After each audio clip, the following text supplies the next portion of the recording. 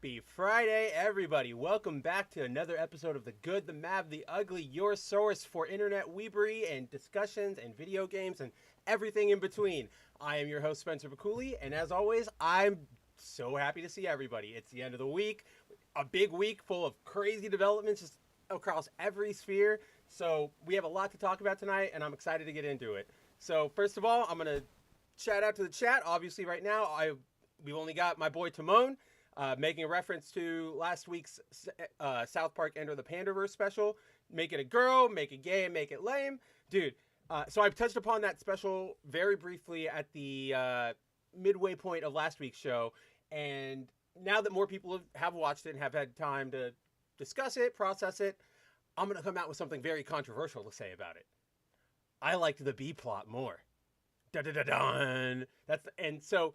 yes, obviously the A plot of the Kathleen Kennedy stuff, it's so funny. Like, it's so pointed. It kind of, it's that good shot, right? It gets, like, good right hook. But the B plot about everybody just becoming, like, incapable of doing anything on their own because they're all reliant on their phones or they're reliant on services or delivery, blah, blah, blah, blah, blah.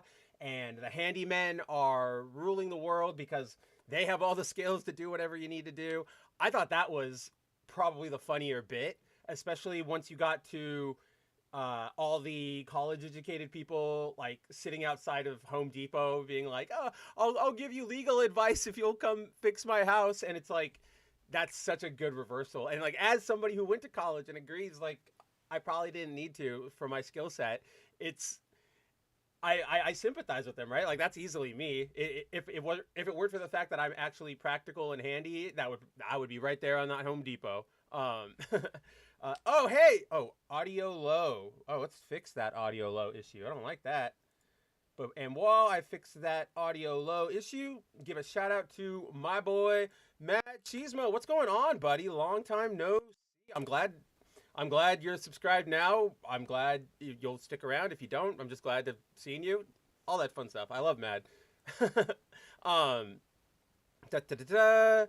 that, guys? Volume better now? I tried to crank some things up. No idea why it's actually low.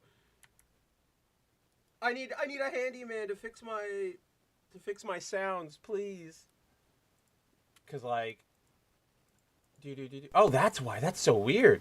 All right. Well, I probably went way too high now. Let me fix this. I have this very weird problem, guys, and I don't know if anybody else sympathizes with it. And I've spent like hours trying to fix it because I don't know what's up with it. But for some reason, and it only happens sometimes. Sometimes when I turn on my microphone after it's been off, after it's been off, like after I turn off the phantom power, when I turn it back on, Windows will adjust its audio settings. So like right now, my audio is at 70 instead of 100. Weird. And sometimes, if you've seen it, you've probably seen it happen on the Black Pill stream over on Pounding Into Comics. Sometimes I like turn it on and Windows mutes it, even though it's completely connected. No idea what's going on over there. But let's hope that this fixes it, right? Okay, cool. Timon and Dozer both say new audio is okay. Society reviews. Oh, sound check. Who does a sound check? I can hear myself talk, right? That's really all I need. I don't care about you guys. Tehillim, how's it going, buddy? Shalom to you. Always glad to see you on a Friday. Mad says, sounds fine to me, but the fan is on the bathroom, so I might not be the best judge on volume. Hey, that's whatever.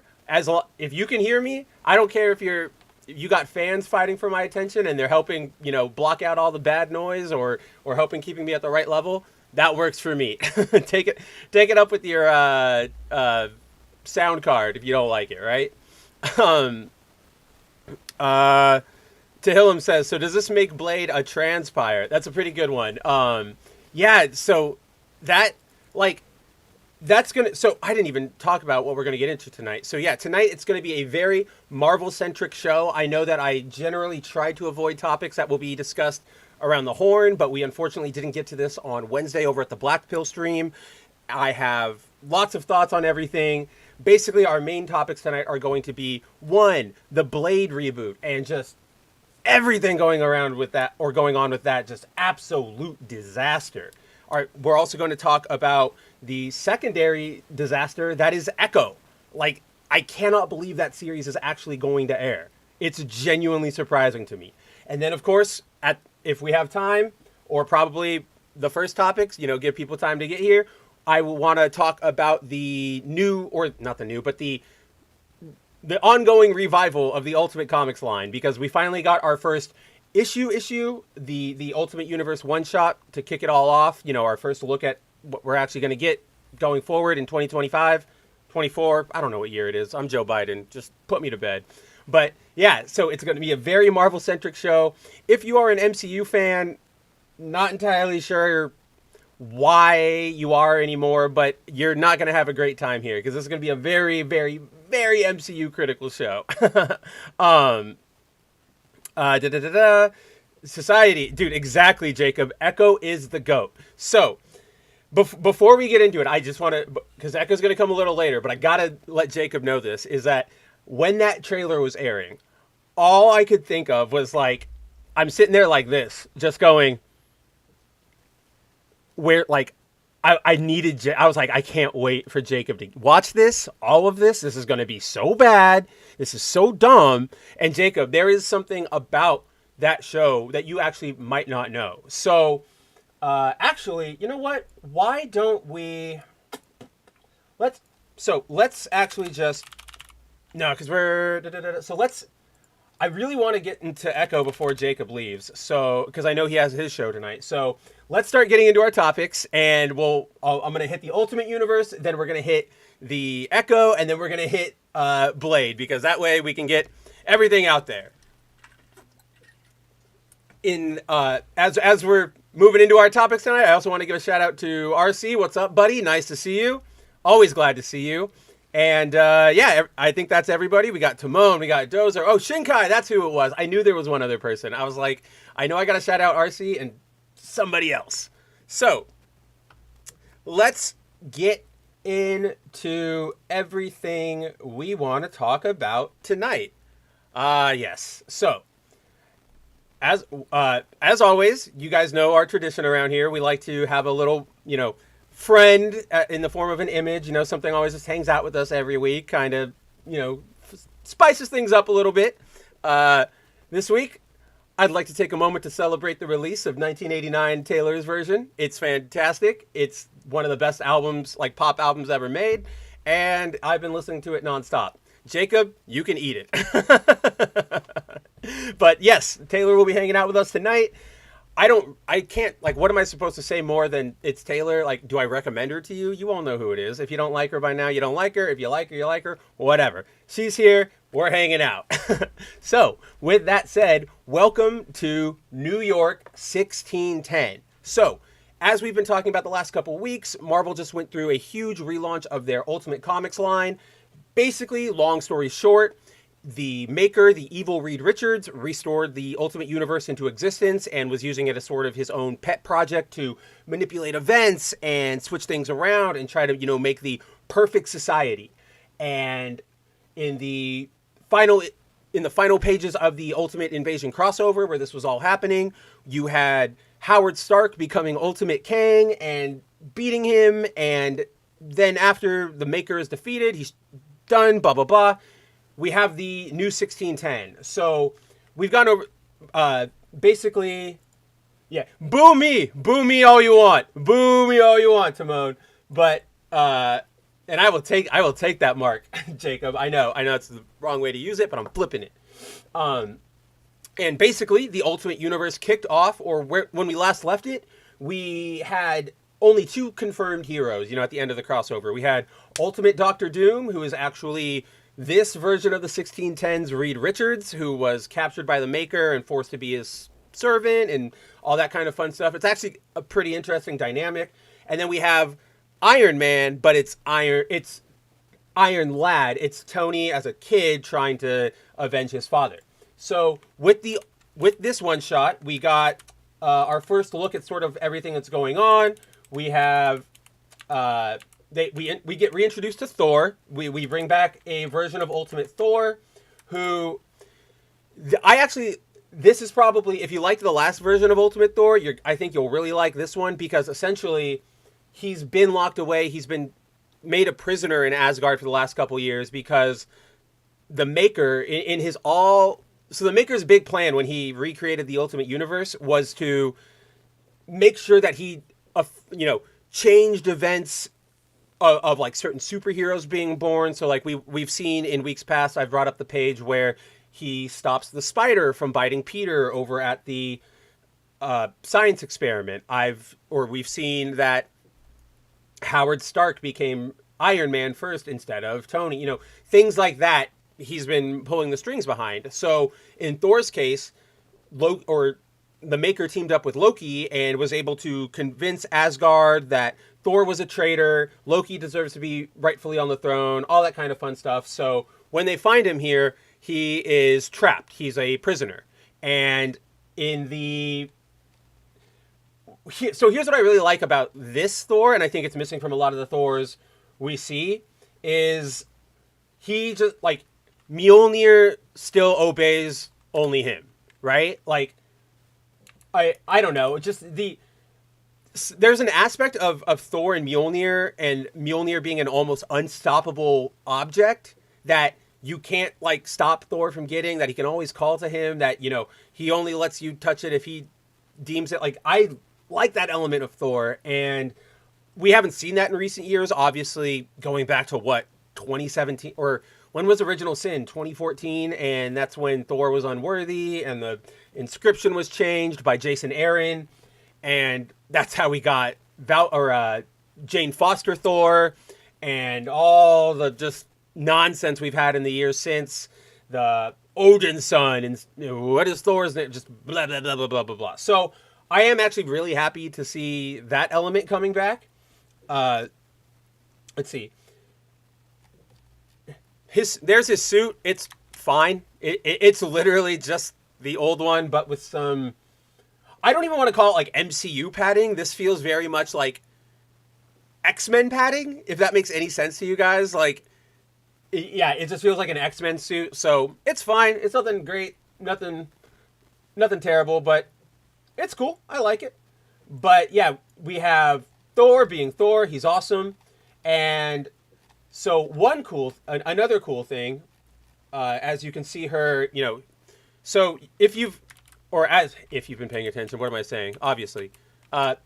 Clearly, we've seen Sif is very instrumental in this story. Obviously, I'm not going to sit here and read the book to each and every one of you. We don't have time for that. I encourage you to go find ways to read this book. But in this story, essentially, obviously Sif is still Asgard's, like, prison guard, like their prison warden. She takes her job super seriously. Like, she's not like the Jamie Alexander version we saw in Love and Thunder, which sucks because I loved Jamie Alexander's Sif. She was one of the best castings. She's gorgeous. She played it really well. Marvel obviously dropping the ball, as they always do. But Sif's role essentially is, I'm the prison warden. You're not getting out of my sight.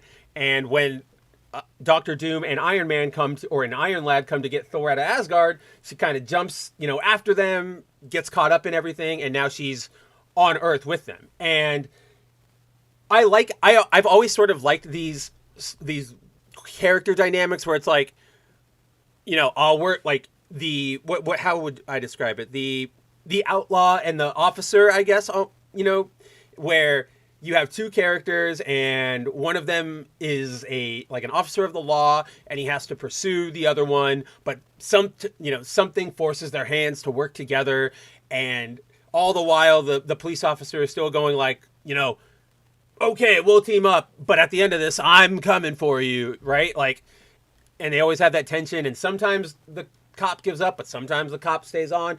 I really like that dynamic, and that's what they have going on here. Sif is like a very hard line. I am Asgard. I'm fighting for my honor, Asgard's honor, Odin's honor, all that sort of stuff. I'm not letting you out of my sight until I know that these guys aren't lying about all of the Maker stuff, right? Oh no, Zero says, gotta love how plugins are bugging the F out while fighting YouTube's own interface. Oh, dude, that's just got to do with the whole new change to their like ad system and their ad block detection. The other day, I ran into an issue where one of my many ad block up plugins, Ghostery, whatever it was blocking, or like whatever protocol it was running, YouTube just would not load. Period. Right? Like I could the site was live. I could go on any of my other devices. I could go on my phone, my iPad, blah, blah, blah. But when it came to going on my desktop, because of that Ghostery tracking blocker, it was not loading. And thankfully, if you guys haven't already gotten it, go download an extension called AdBlock Plus Origin. I don't know if Origin is still at the bottom, but AdBlock Plus, it's free. I use it on Firefox. Kills it all dead. Don't even worry about it. Don't give YouTube any more money that they're just going to steal from you and give to creators like Sniper Wolf, who they still have not taken any real action against, right? So, yeah, it's a mess right now, Zero. So I all I can really say, like, do is like acknowledge, like, yes, that problem is real. It is happening, and unfortunately, like, I don't have a solution for it, but I can sympathize. I am there with you. So, let me grab a drink real quick. Yeah, see, they go into explain, blah, blah, blah, blah, blah. And then, where is the... Yeah, so essentially they go to the Maker's secret base, secret city, try to break into a vault where he has all of the sort of items he's manipulated over time. You know, he has different weapons moved away. He has the spider, the Peter Parker spider is still... like in cryo sleep in there. You guys know what I mean? Like, just in case he has the key if he needs to do something with those heroes. But they go for a raid. Thor unfortunately gets stabbed while they are by their version of Captain Britain, Captain UK. I forget exactly, or actually no, that's Jamie Braddock. So whatever, I forget what it is specifically because the politics of this specific world are all messed up. So bear with me if I'm getting his exact title wrong, but I do know that is, or is that Henry Duggard? I forget. Yeah, okay, it is Captain Britain. I was right. I only got confused because he does speak like French and Italian and all. So I was like, is he Captain EU? I don't remember. Yes, Zero. I talked about this, I think, like the other week, maybe even last week. But we like Rumble, as soon as it becomes super, like I am all in on Rumble becoming a viable competitor, and as soon as it's like super strong and viable, like it's going to take off and YouTube will shake in their boots. They're probably already shaking in their boots. So I want to get on Rumble. I obviously still got to build my initial following before I could say, hey, everybody, come to this other platform that you might not have an account on, and blah, blah, blah, blah, blah, blah, blah. But yeah, YouTube is just continually going always. But anyway, so I actually want to point this out because I thought this was a really good piece of art, and it's Joe Mad, so how could it not be? But essentially, they get stopped by Captain Britain, who is part of the Maker's cabal, like Illuminati style type thing of people who run the world. And, you know, now Thor is bleeding out. We got to get out of here. Thor is activating his teleportation, you know, using lots of his strength to do it. And we get this awesome, like, fight between Captain Britain and Iron Lad, and he has this moment where he's like, I know that face, the face of a traitor, like it's like a family of traitors. And so Tony goes, I want you to remember it, puts his hand up on his face and blasts him. And I'm like, that's raw. Like, that's a super raw moment just in general. But Mad, I'm like in this panel right here, Tony is like, you can see him being like, what's the right word? Like his momentum, he's like trying to stop, but he's still being scooted back. I think that really adds to the scene, and it's this sense of motion and dynamicism that we don't get that often in modern Western comic books anymore. And I really like it. The execution is maybe a little off, you know, and those anime sort of speed lines coming off of him could have worked, like could have gone, or what's the term I'm looking for? They would have gone or they would have done wonders in helping communicate that sense of movement. But overall, I just really liked this, and like I liked it so much that I took a screenshot of it and I was like, tuck this away into my references because I want to remember how to do that. So they end up, they end up saving Thor. Okay, so yeah, I forgot how actually complicated this all goes. Obviously, you can see right here, Doctor Doom. They end up escaping from the Maker's base with only one capsule of mini, and it only has a few superhero-related items. Obviously, one of them is the spider, which now we know that's why Ultimate Spider-Man is going to follow an older married Peter Parker, right? They're going to go and try and set everything right, but obviously years have passed, and now they're going to give Peter the bite when he's older. So I'm still open to it. Show me what you got, Hickman, but nothing really to say about that. Just like I'm willing to see it. The plot device works. But yeah, that's how we're going to get our Ultimate Spider-Man. From there, basically, so this is the council of groups that run the world, essentially, right? And what their deal is that every few years, I think it was like every 7 years or whatever, they would all get together at the Maker's base and they would all talk and they would sort of set up like, how are we going to let the world play out in this next 7 years? Okay, you're going to go to war with them.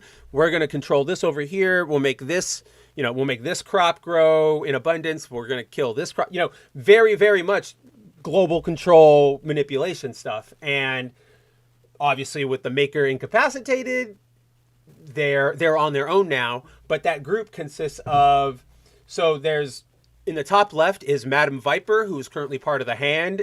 In her ranks are, who is it? Oh, it's Sunfire, and I believe the Silver Samurai are in her ranks, or her like top generals or whatnot. Then we have, next to her, we have the Children of Eternal Light, which is actually, I actually like this twist right here. It's been explored before in Marvel Comics, so it's not new, but I like just what we're doing, how it's being used in this instance, which is the Children of Eternal Light are a religious order who are basically like Buddhists who live under the Hulk, and that's the Hulk right there, and he's basically like their I don't know, what is it, like their Dalai Lama, their spiritual guide. He preaches peace not in action, but like peace, tolerance, Buddhist. He's very Buddhist. Then we have down to under Madam Viper, to the left of Hulk, we have the Rasputins over in Russia. So that's Magic, Colossus, and I know, and I'm excited for this because he's probably top 3 favorite X-villains of mine. You have you have Magic, you have Colossus, and then you have Omega Red is on their side. He's seen in a bunch of the other sort of group shots, and I'm excited for that because I just really love Omega Red. He's that raw 90s carnage type of thing that just, yeah, he's very over the top and he's very 90s, but they don't ever really shy away from that. And as long as you embrace it, it rocks. And then to the right of our good friends over in Russia, we have the upper and lower kingdoms, which are, so in this setup, the upper and lower kingdoms are in Africa, and they're essentially overseen by two individuals in suits like this one right here, and their names are Khonshu and Ra, right? Like the Moon Knight deities, and there's 2 of them, and they work in tandem to, oversee their territories. It's a cool dynamic, and I think they team up together and do it's not Wonder Twins, but that's what it is, a Kamen Rider double style thing where they team up and they become Moon Knight. But that's, we went over this last week, that's going to play centrally into the plot of Ultimate Black Panther, so Kingdom Intrigue, if you want to see that, it's probably going to happen over there. Then down at the bottom, we have the Society of South America, who why can't I not remember exactly who is in that team? I want to say that's DaCosta, like Bobby, but I'm not entirely sure. I'm going to check it. Let's see. Ultimate Comic, or here, why don't we check it together? I can just bring up comic books, and we go to Marvel. How are you guys doing? Isn't this so great? This is why I need a producer. Or why I need to not... Or why I just need to have my... Just know what I'm doing, I guess. I'm just scrambling all over myself. Let's see. Where does Howard meet everybody?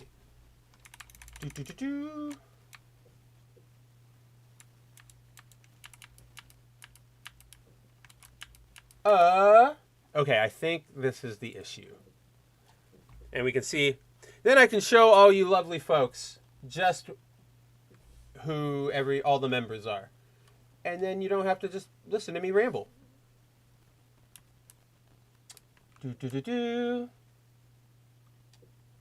Oh, do they not?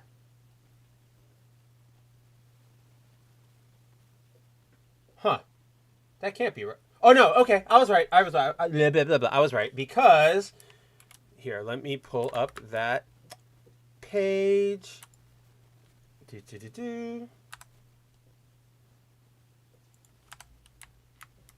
There we go. So, yeah, we can see sort of everybody here of all the representatives. You have Howard Stark and Obadiah Stane were for America. So that's who this is right here. That's Howard. Then Emmanuel DaCosta right there, who is the South American leader. Then we have Colossus, Omega Red. Ileana's probably hidden behind one of them because she's tiny. Then you can see back there we have the Hand, which is Sunfire, Silver Samurai, Madam Viper. Hulk with his Children of Eternal Light. And then back there, Khonshu and Ra. So, pretty cool lineup of things. I'm actually a pretty big fan of this concept of global, actual manipulating control forces. You know, it's very different from the 616 Illuminati. And these guys aren't officially called the Illuminati. I just keep referring to them as that because what the hell else do you call a global group of autocrats who believe they know what's best for the world and control and direct everything around it, right? So, whoops. Hitting all the wrong buttons. So, yeah, they're different from the 616 Illuminati because they affect the whole world instead of just working behind the scenes to control like superhero related events like Skrull invasions and all that. So, I'm pretty on board for this concept, like this council, but essentially they're in doing their Illuminati business. Their next decision was to essentially take this giant space laser, it's like the Soul Hammer from Gears of War, and rain down a terrorist attack, or basically like wipe out New York, and blame it on Tony because, as we see here, you know, the satellite it was made by Stark Stane. Very classic, you know, setup plot. But what I thought was interesting is, so that's kind of where we leave this issue is, you know, boom, New York reduced to rubble, or not even New York, just this one building. I don't think they specified what it was, like if it's the Baxter building or if it's the Stark Tower. I don't remember. Somebody correct me if they know. I think I might have just missed it. But essentially, we get this news report at the bottom that's talking about, you know, all the things. It's sort of like, what do you call it? It's setting the stage for everything to come. You know, he talks about this. There's a mutant in Japan who got hit by a car and they just walked away from it unscathed. It's going to be armor, right? And we have, look at this. There's something going on in the Upper Kingdoms, some sort of insurgents, and that's Black Panther, right? And then, you know, just more setup in general for Tony's story. But I thought it was, if you notice, obviously you have a lot of names going down here at the bottom. He even points it out that below me, those potential victims' names are scrolling on the screen.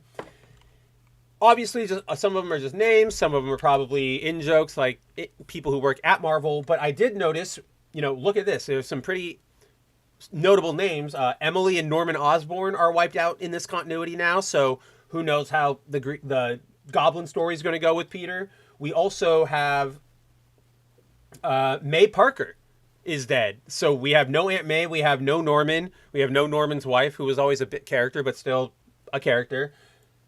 Interesting, right? I don't know. I just thought that was a neat, like, good way to communicate information without making it all hubbubaloo. Because I can, like, imagine if this was Zeb Wells' run, right? We would have had 30 issues or like 3 issues of buildup of Wells going, "The shocker is coming. You're never going to see what. Oh my gosh, on the edge of your seats."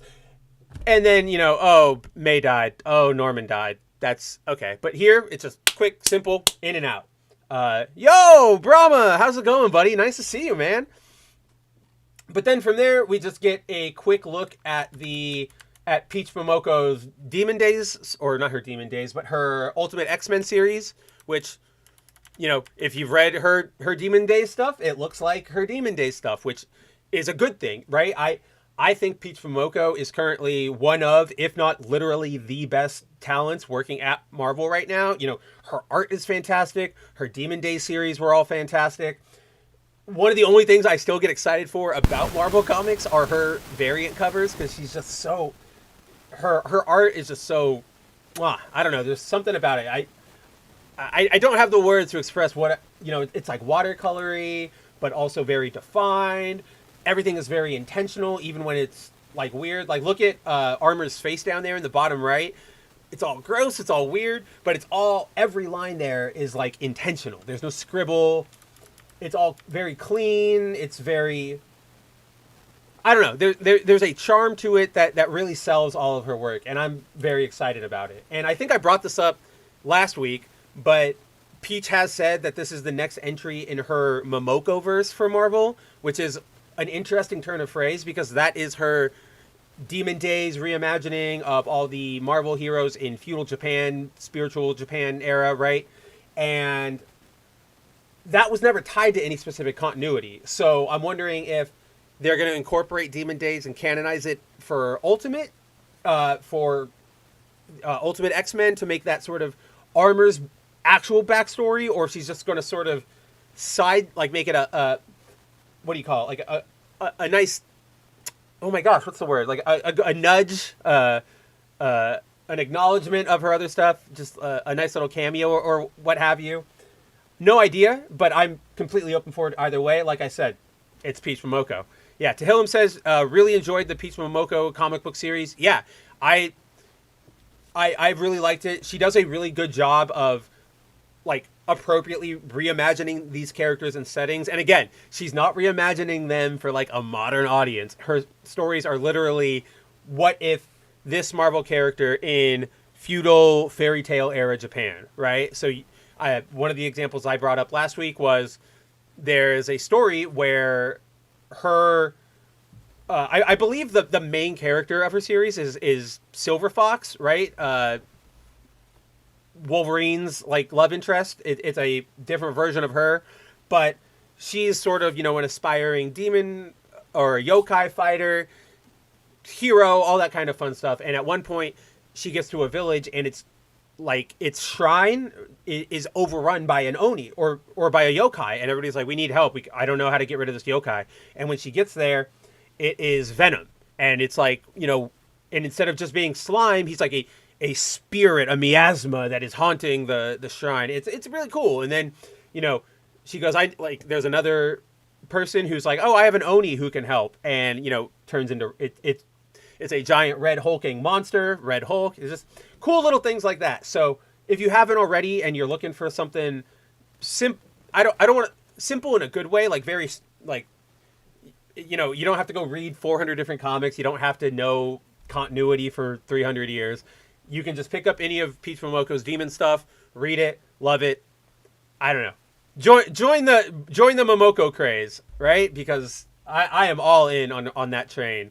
I collected her comic book series. Oh, dude, Tehillim, that's awesome that you have, like, single issues of it. Oh, that reminds me, Tehillim, just a quick side note. So this past weekend, I went to the first, like, convention I've been to in a long, long, long time, because I just normally don't have anybody to go with, and I had a friend who was in town who was just like, hey, I have an extra pass, you want to come, blah, blah, blah, blah, blah, whatever. Anyway, I was at this local anime convention, and one of the local comic book stores, you know, they had all their boxes out, you know, come get books for $1, come get books for, you know, $6 for $3 or whatever, just long boxes. And I just like, I was like, ooh, maybe I could, you know, get some, you know, I'll go find the collections of Superior Spider-Man and clear that up or whatever. And I just like, I had this moment where I was like, I can't earnestly bring myself to spend money on this crap, like actual crap stories, you know? And like, and so your Momoko note there just made me like, it made me think, oh man, if I'd have seen Momoko issues in those boxes, grabbed him in a heartbeat. But of course, all the good issues are always, you know, pulled, and they're on like wire racks behind them, and they cost thousands of, not thousands, but like hundreds of bucks for whatever given variant cover. It's not worth it. I would much rather buy a nice, super solid print of a given cover, like a Stanley Art Germ Lau cover or a Jim Lee cover, or like any cover, like or a Momoko cover, right? Like I would rather buy those as prints than buy the comic book to look at it and display it. Does that make any sense? You know, like I'd rather enjoy the actual art and support the artist and get it in high quality than get it in a Marvel book. Just, but yeah, so that is where we are with the Ultimate Universe. Obviously, yeah, here's the lineup. January, we get Ultimate Spidey, then we get Ultimate Black Panther in February, then Peach's Ultimate X-Men in March. Obviously, expectations super low, as they have been, will be for the coming years, or as they have been for years and will be in the coming years. Expectations are low because it is still modern comic books. It is still Marvel. I haven't seen a convincing shift in culture across the board yet, but I'm interested. Show me, you know, I'm always willing to give something a shot. I'm pretty open-minded. So, you know, impress me. Show me what you got, Hickman. Show me what you got, Hill. Show me what you got, Peach. I mean, Peach, I trust. Hickman and Chichetto, I really like. Hickman's hit or miss. It all depends kind of on what story you're reading, right? And then Brian Hill and Stefano Caselli. I like Stefano. That's the artist. And then Brian Hill, that's gonna be a rocky one, because Brian Hill is very much one of those like activist writers. So, and he's being given Black Panther, and it's in the heart of Africa. So the narratives could easily write themselves, right? So we just have to see. And yeah, exactly, Timon. Zero expectation. Marvel lost me. I brought this up on the Black Pill stream. Like, I'm only here for Spider-Man still, and yeah, it sucks, but I can't stop. I need to see my boy happy. Just like I'm on my deathbed. It's like, just, is Peter married yet in main continuity? And then if he is, then I can finally let go, right? Whoa, my skits made my camera go out of whack. Woo! Bring me back. Eventually. Refocus. All right, we'll get there. It was doing this earlier. It's been doing that this week. I don't know. I need to like redo my entire setup, fix wires, do all that crud. All of that crud. Man, I'm like super blurry right now. This sucks. Oh well. Yeah, so that is what we've got for the Ultimate Universe. We'll see what's happening. I'm with Timon. Low expectations, except for Momoko, because I know she's gonna do good. So even if the Ultimate line peters out, I know that she's gonna deliver a solid book no matter what, and I'm here for it. Oh my gosh, this is gonna bug me. Like, what do I do? What the hell do you want me to do? See, it's like it's trying to refocus. It's trying to do all this stupid stuff. There we go. You got it. Oh, there you go, little buddy. You did it. All right. I'm so proud of you, camera. But with that, I think we should jump over to our other Marvel-based topics. Let's see. Getting spam phone calls. You know, everybody freaking loves those. Let's go to. Let's all go to the movies. Let's all go to the movies. Man, where is. You know, you pull things up specifically so you have them ready, and then they just disappear. But anyway, let's start getting into the absolute disaster that is the MCU. Obviously, guys, if you've been a Marvel fan or a movie fan or a whatever fan, entertainment fan over the last couple of years, you've noticed Marvel's quality just... I don't even have a word strong enough, right? Like cratering isn't even strong enough. It's just boring into the middle of the earth, and it's been bad. And so in recent weeks, we've seen a lot more criticisms coming out, or not even criticisms. What's the right term? So, like, in recent weeks, we've been getting a lot more behind the scenes sort of insights, I guess, but like a bad... Essentially, we've had a lot more stories in the entertainment trade outlets about, you know, here are the problems that are going on at Marvel. Here's how bad Marvel is doing right now. Things are not going great. I'd argue this new wave of stuff probably started with the announcement of Daredevil Born Again's, what do you call it? Like scrapping, restructuring, going back to the drawing table. Once that hit and Boris Kitt over at the Hollywood Reporter was able to sort of give this insight into why Born Again wasn't working, what they were thinking, what they were doing over there. Once that happened, the floodgates sort of opened. Obviously, I am of the belief that there's some entertainment politics going on here. You know, somebody at Marvel pissed off somebody, so now it's okay for the trades to go after them, because why is it taking the trades so long to catch up to where all of us, you know, me, John, Jacob, WDW Pro, Valiant Renegade, all of us have been on this beat for years and espousing or like shouting this warning from the rooftops, and nobody listened, and now everybody does. Somebody definitely pissed off somebody and got the green light. But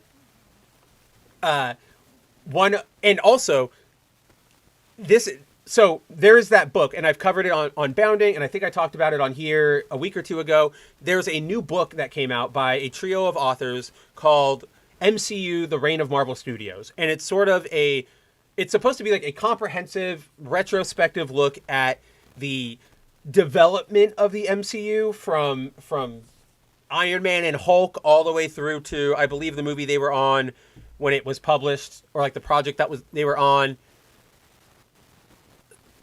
Has to have been after Ant-Man, so I think they were working on Marvels. I think it's the Marvels. The Marvels is what they were working on. So it's that comprehensive history. It's literally written by like three, like I think that like one of them's like a Collider writer, one of them's like a Variety editor, but essentially this is that sort of book that obviously was written to be a fluff piece, right? Or you know, sort of boost up the image of the MCU, talk about all the good stuff that's there, give people hope that everything is still in the right direction. But every single thing they tried to write that was positive ended up being like a disastrous move. The one that that obviously sticks out in my head, because I when I was reading it, I was like, there's no way they just admitted this, is that when they were doing the Multiverse Saga, they didn't, or like when they were developing Phase 5 and 6, Multiverse Saga, they didn't have a villain. They didn't know what they were doing. Jonathan Majors only became, like, his Kang the Conqueror only became the main MCU villain after the, like, and this term is a quote, positive buzz he received over his role as He Who Remains in the season finale of Loki, right? Which was not that great. It was a very tired, you could tell what he was going for. He was trying to go for that aloof, like, oh, I've lived for so long. I don't really care. I don't care about the affairs of mortals. But like, he just played it off like goofy, like just goofy. Like I don't know. It was just bad. It was just really, really bad. And yes, Ravul, the next book should be called The Fall of Marvel the Fall of Marvel, or what is it? Because it's MCU. The Fall of Marvel, because the book is MCU, The Reign of Marvel Studios, right? So yeah, MCU, The Fall of Marvel Studios. And that book, we could write it right now, but nobody will want to publish it until 20 years from now when it's okay to actually talk out against Disney. It's so dumb. So dumb all around. So dumb. But so recently we got the most recent one of these sort of deep dives from a trade outlet came from Variety earlier this week. It was written by their editor for she's very up there. Let's check her out. There it is. Executive editor, film and media over at Variety, Tatiana Siegel. She penned this huge insight into, or deep dive expose, whatever term you want to call it, right? This dive into what the hell is going on over at Marvel. And side note, I've been loving their artwork lately. This is a really, really, I like this art. I don't understand what the hell is going on with Hulk. I think he might have been supposed to be like holding the bottom of the chart, but I think the artist missed that or didn't know how to draw Hulk holding it right. But between this art and the Daredevil Born Again art, we've also got in this piece an exclusive piece that was commissioned for the article by Francisco Cavella, who's like probably one of my other favorite artists. He does a lot of, or Francisco Francavilla, I think that sounds more right. He does great work. He's done some runs on like Action Comics. I don't know. He's great. He does a lot of good covers. Check him out. No, oh my gosh, no, he wasn't on Action Comics. I just confused him with Francis Manipul.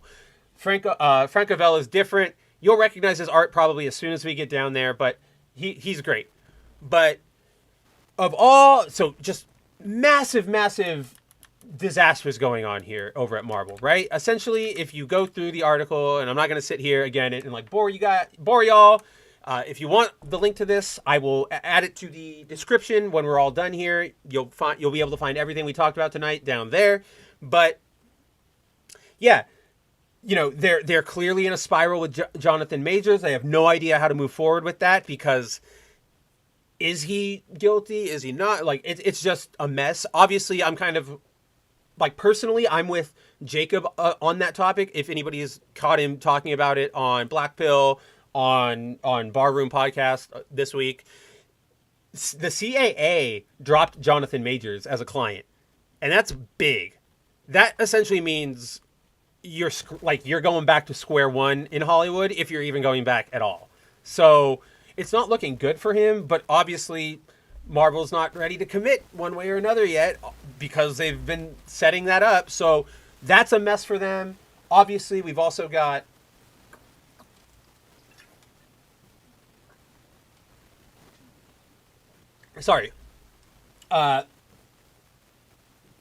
they recognize, just like the Marvels is struggling to get like garner any interest because obviously, again, I'm sure we've all seen the clips that are going around. It does not look great.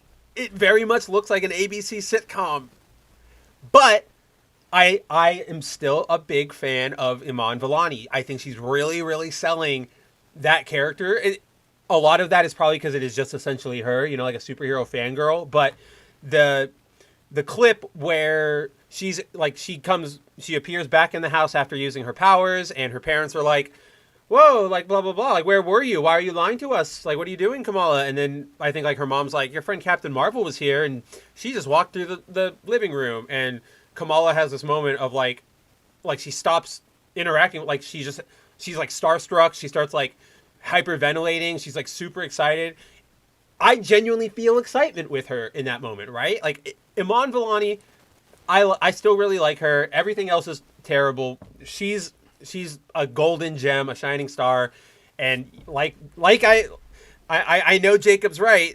The day will come when Hollywood gets to her, and it's gonna suck. And I want her to keep shining on. But the Marvels is going to be a disaster. We all know that. I mean, they're banking. I mean, not only have the clips, like, what am I trying to say here? So, pardon me. Not only are they not putting their best foot forward with these clips, like the clip I just described, while Vellani's cute in it, is very sitcom-y and feels very out of place in what should be a giant superhero movie. There's the other clip of, pardon me, the girls like using their powers and swapping and stuff, and it only happens sometimes, and it doesn't really make any sense. And sorry guys, I just got like really burpy all of a sudden. I have no idea why, but so like that, you're already blowing a hole in the main like plot device of your film, which is every time they use powers, they swap. Oh, but it only happens maybe sometimes if we feel like it. And it's like, ouch.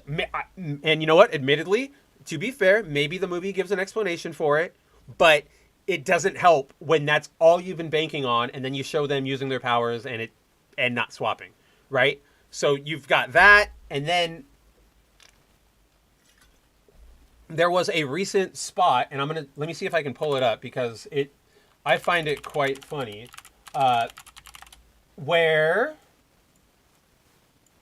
also all the Marvel books this week, they have that the Marvels in theater November 10th like banner on top, but it feels like the most like fine, we've got to do it, okay, just fine, like throw it on there. We have to advertise this thing, right? Oh man, where is it? I know I brought it up.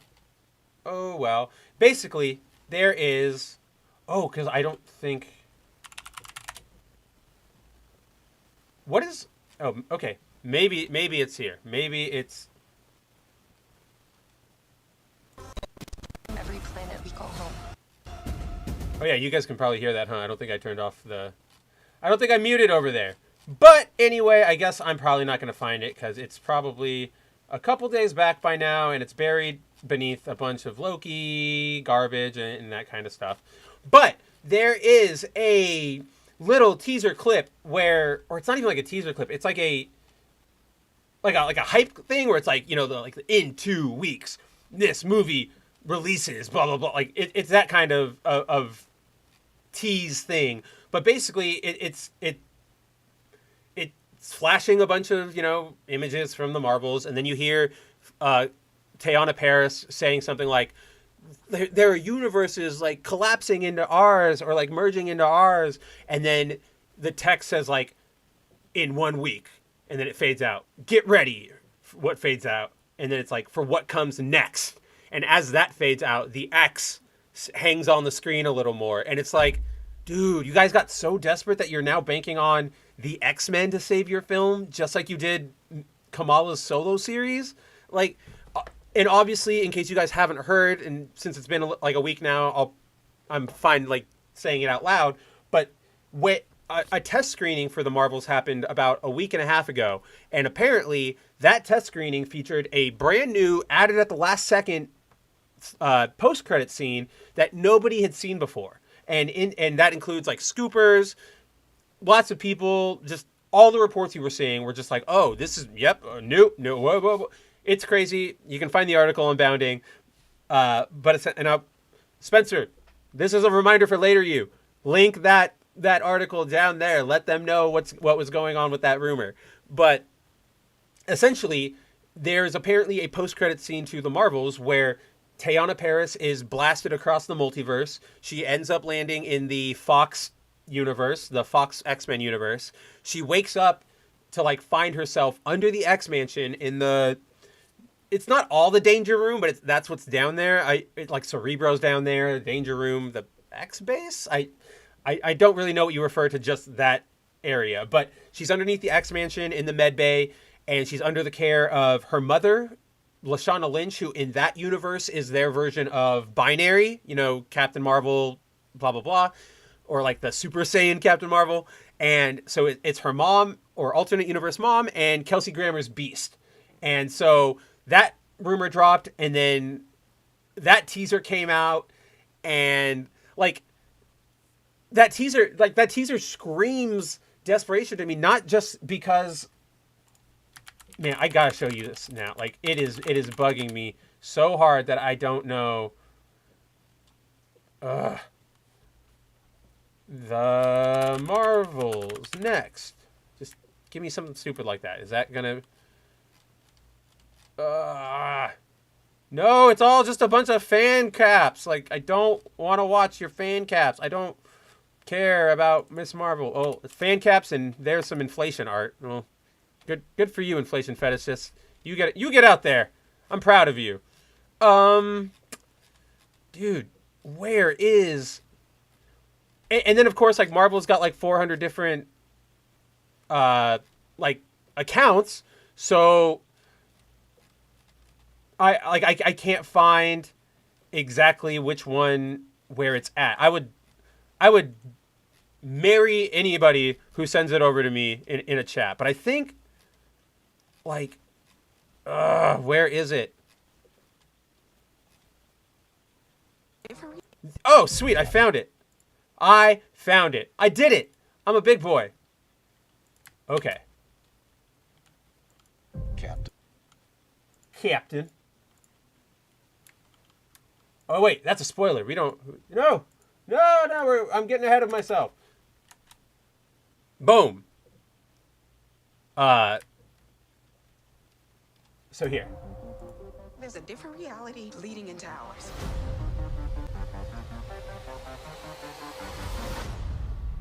They're here. The Marvels. Get tickets now. And also, this might just be like the music or like the musician in me reading too much into this, but this right here. So listen here. Listen to the music that plays right after the X comes up, and Sammy J says they're here. They're here. You hear that violin sting? That sounds like the old Fox X-Men theme, right? Like, let's hit that one more time. Now that I've brought it up, like, check it. They're here. The Marvels. Get tickets now. It's not the exact same one, obviously, but the notes are there. The progression is there. Something about that gets to me.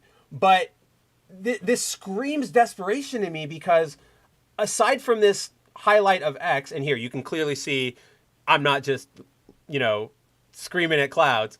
But aside from this, and correct me if I'm wrong, I know Society might be able to because he's in here, and I know he and I, obviously it's our jobs, we follow this crap all the time, but I don't believe before this moment the Marvels or any talk around it had anything to do with the multiverse, right? Like, so that's my thing, is we've heard nothing about this movie having anything to do with the multiverse, no teases, no leaks aside from that Beast teaser, that Beast post-credit scene, and now at the final hour, Marvel decides, let's let them know that apparently the multiverse has something to do with this film.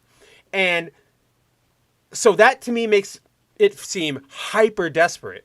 But this might, and like, here's what makes it worse for me. Like, if I were like watching Marvel, like if I were Marvel's parents and Marvel was like, look at what I'm about to like submit for homework or whatever, I would just be there going, I don't know, dude. Like, I don't know about that. I think this is a really bad idea. Like, like things like that, right? See, Zero, I don't think it's that they changed the script. I think it's literally just that post-credit scene. I think that the entire film plays out how it does, and the ending emotional beat is like, oh my God, we've lost Photon. Where did she go?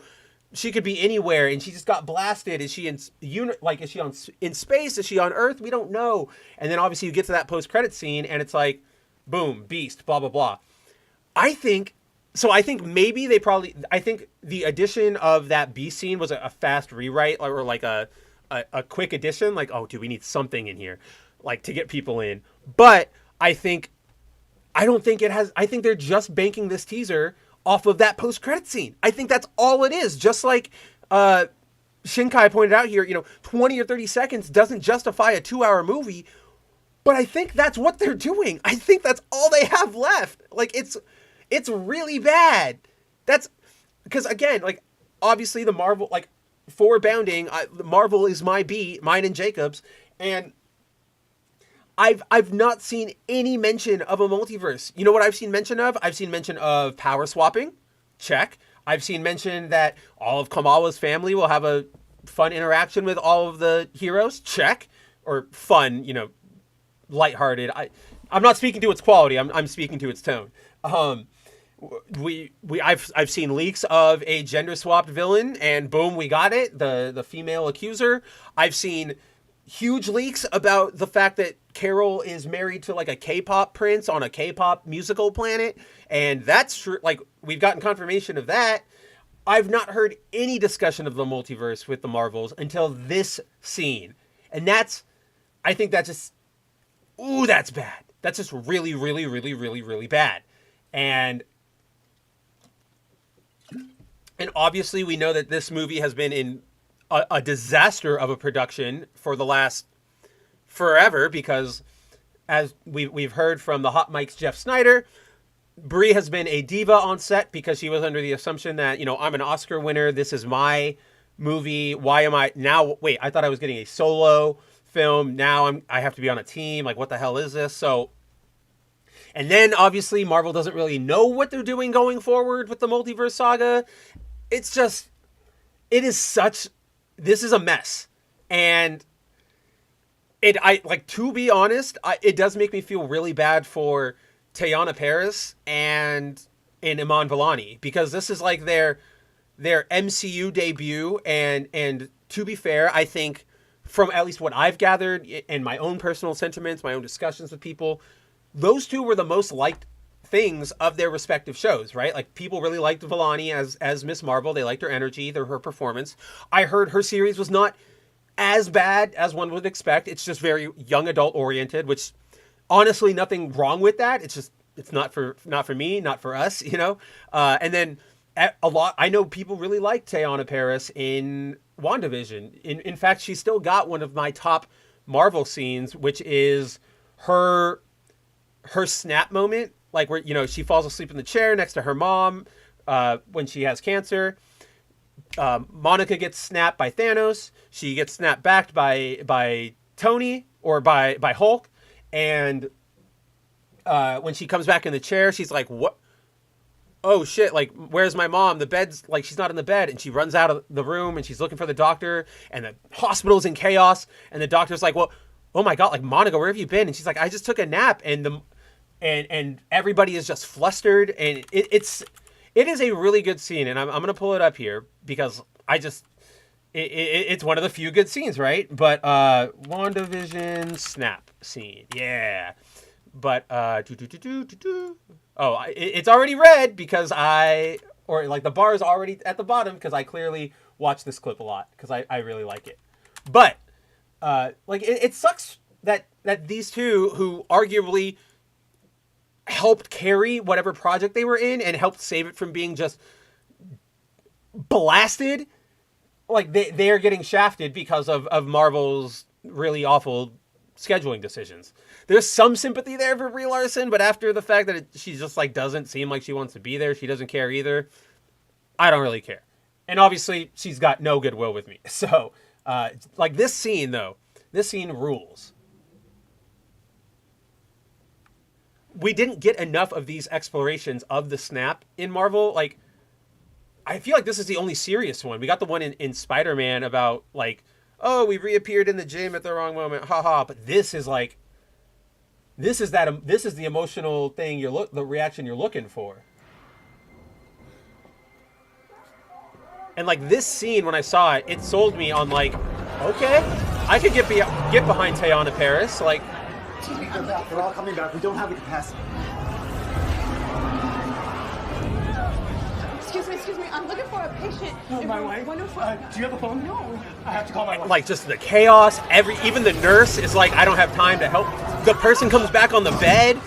Let me help you. You okay? Just absolute chaos. And this is what would happen, right? Excuse me. I'm looking for a patient in room 104. WandaVision still feels like somebody maybe was trying, at least for moments, and then they just gave up. Where did you go? Also, I like that actress. I've seen her in stuff. The doctor. I might have fallen She's really asleep, good. but no longer than 20 minutes. Tyler, where's my mom? Your mom, she died, honey. Hold on, Shinkai. We'll get to that. No. No, you're mistaken. My mother, the procedure went well. You said so yourself. Clean margins. Like right you here, just tried every Tayana day. just The losing cancer it. came back. Okay, stop. No, my mom is Maria Rambo. Look it up. I mean, look it up, Maria Rambo. I don't understand what's happening, but you need to listen to me. Oh man, it cuts out early? Dang.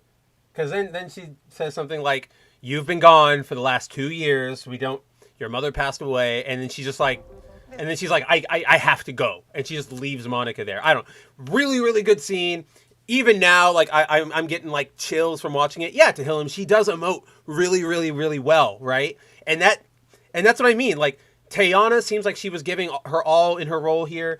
Vellani seemed like she was giving her all, and now their careers both get kind of shafted because Marvel thought that they could do no wrong, right?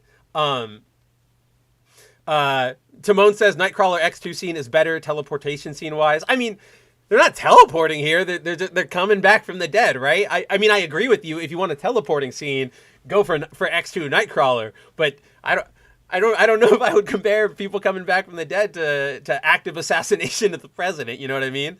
So Shinkai, two really good points here. It's Falcon and the Winter Soldier tried talking about the snap but failed. Yes, it failed super hard because this moment we just watched, like the Monica scene, is it's really the only moment that the MCU seriously looks at what happens and really gets you on the ground of what happens with the snap.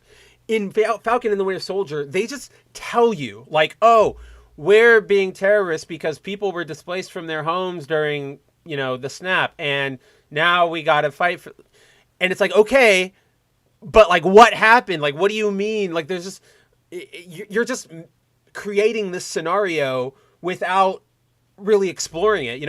I've kind of always been, if I were to take a huge gamble, and I don't know if it would have paid off, but if I were a Marvel exec, my gamble would have been a 6, while it was still like ABC or Netflix, a 6 episode miniseries or something that's just like 6 stories from around the world of people getting snapped, and like and maybe like 6 stories after that, like another season of what happens to people when they come back. Like, what would you do if you were snapped and you came back 5 years later and you went to go see your wife and kids, and your wife died or your wife remarried? Nobody's really at fault because like there's so much drama potential there, but the MCU is so they'd much rather they want to get those big moments, and then they don't really want to talk about like, oh, they don't want to explain anything. They just want to get you with those big bombastic moments. So you go snap, oh my heart, snap, they're back, oh my heart. But it's the interesting stuff is all the meat in between, right? Like in a sandwich, the bread's good, but you got to get the meat and the tomatoes and all that stuff. And then, Shinkai also says, these scenes with Monica remind me of when Ant-Man came back. I felt so bad for Scott. That was a really good moment, too. That opening, I almost feel a little suckered by that movie because, like, that's, like, the opening moment of that movie, of Endgame, after the Avengers fight Thanos. And it's so powerful. And it sets Scott up so well. And then we get the rest of what Endgame is. We get time travel, and we get Cap with Peggy, and it all goes downhill. It all goes downhill. I'm just changing this because that's a boring visual. There we go. That's better. Scroll, Carol scroll. Zero says, I hate the blip. It created the biggest plot hole of the MCU. Feige didn't give a flying fuck. Dude, it did. So I don't hate the blip as a concept. Its execution and its handling was really bad, right? Or like its execution was fine. Like people go away, people come back, but it's all the exploration and everything that came after that really, really created those plot holes. And I think Zero, I think I saw something earlier this week that I believe it's like a Marvel's clip or something. Oh no, it's Loki. Loki season 2 retconned like the snap and the Battle of New York because like the timelines were all over the place. But like that's, again, like I say this all the time, Marvel's just hit this point where they're just copying the production style of the comic books, which is everybody's doing their own thing. And then, oh shit, that person just, I'm over here writing a Spider-Man Wolverine crossover story. And then, I just get a letter from editorial that, what's that? Zeb Wells just made Spider-Man lose his arm? Well, crap. All right. Like, I guess Spider-Man's got to lose an arm. I don't know how it's going to work with everything, but it's there now. And it's just, they need somebody to pay attention over there. They need like a Jon Favreau back. I know that's supposed to be Feige, but clearly Feige isn't doing his job anymore. It's just so, whether he's stretched too thin, whether he's too confident, whatever, Feige's just clearly, he needs either help or a break or something, because phase 4, 5, 6 is not working out for anybody. Yeah, okay, Timon says, not this scene, the switching between the Marvels. Yes, absolutely. That Nightcrawler teleportation it blows their weird purple, like, suck-in teleportation out of the water any day. No argument from me, my friend. And then, Timon also follows up with, the Snap aftermath is too complex for a superhero movie to address, specifically, or especially with current writers. I agree. I definitely agree. Like, I wouldn't want to see them try to tackle it now. I think the opportunity for that is way past, because the MCU is recognized now as too much of a flashy lights go off carnival ride. And because of that, it would be really hard for somebody to convince people, like, all right, serious drama time. And I think in theory, the MCU could get back to a point where that would be like a viable option. Things like Netflix Daredevil or Jessica Jones or Winter Soldier, actual like heavier things. But I think the MCU needs to work back to it. I don't think we can just hand it to them right now, because Timon, the current writers are awful. They're just all over the place. It's the Rick and Morty to MCU plotline. Look it up. That's where all these writers are coming from. They get one episode of Rick and Morty, and then Marvel scoops them up. And I don't know why. Rick and Morty hasn't even been that good since like season 2 at best. And I don't know. Like Jeff Loveness, the dude who was tapped to write Secret Wars and Kang Dynasty, I believe, at least one of them. His biggest writing, like before Marvel, he had a writing credit on a couple episodes of Rick and Morty. And I mean like 3 or 4 episodes of Rick and Morty. And like 270 episodes of Jimmy Kimmel Live. That's who they handed their big franchise film over to. Like this, everybody at the top is pants on head stupid. And they really need to look at themselves. I saw, oh no, my thing, let's see. Zero says, Loki is a retarded mess. I agree. I don't watch. I am not watching Loki. I don't care about Loki. I've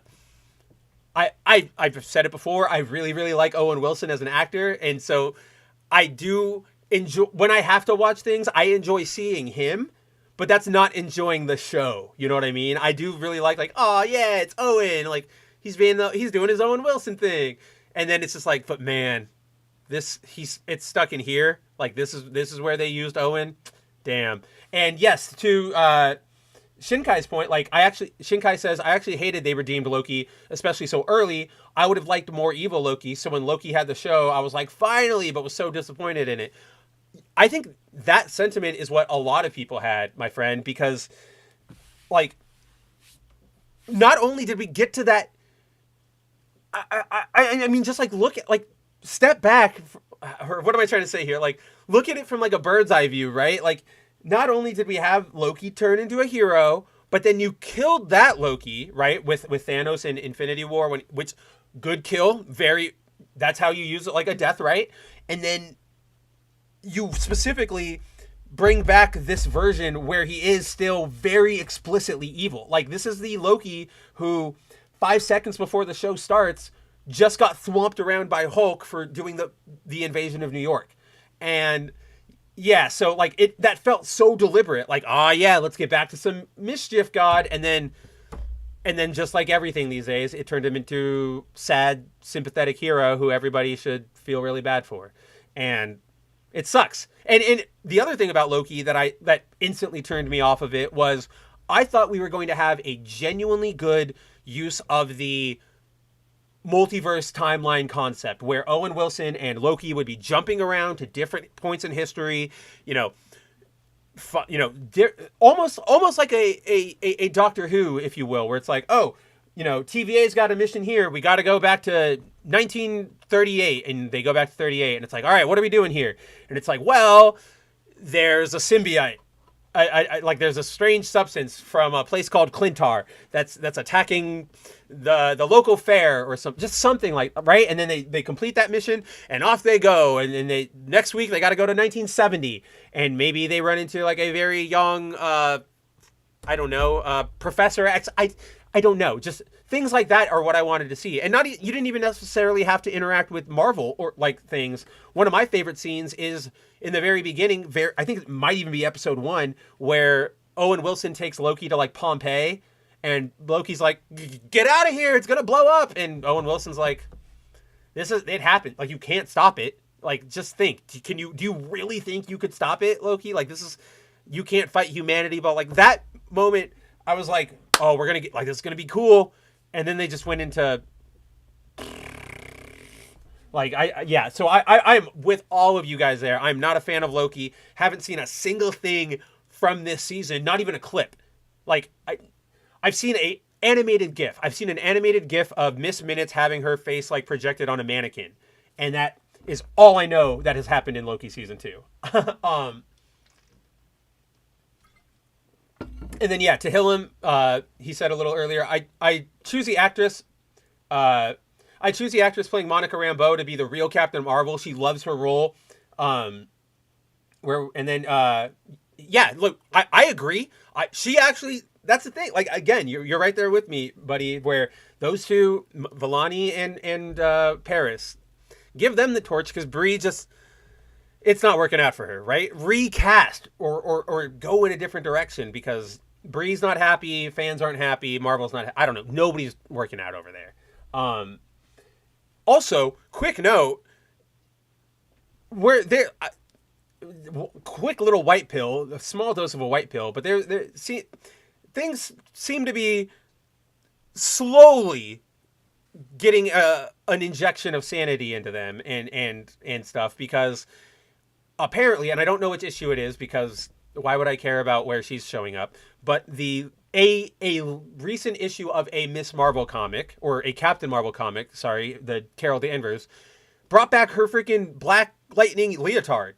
Like, wow, haven't seen that since all the identity politics and feminism stuff kicked off over in 2012, right? Like, very, very excited to see that. Don't know what the plot is, don't know why it's there, but she's wearing it. She goes into battle with it.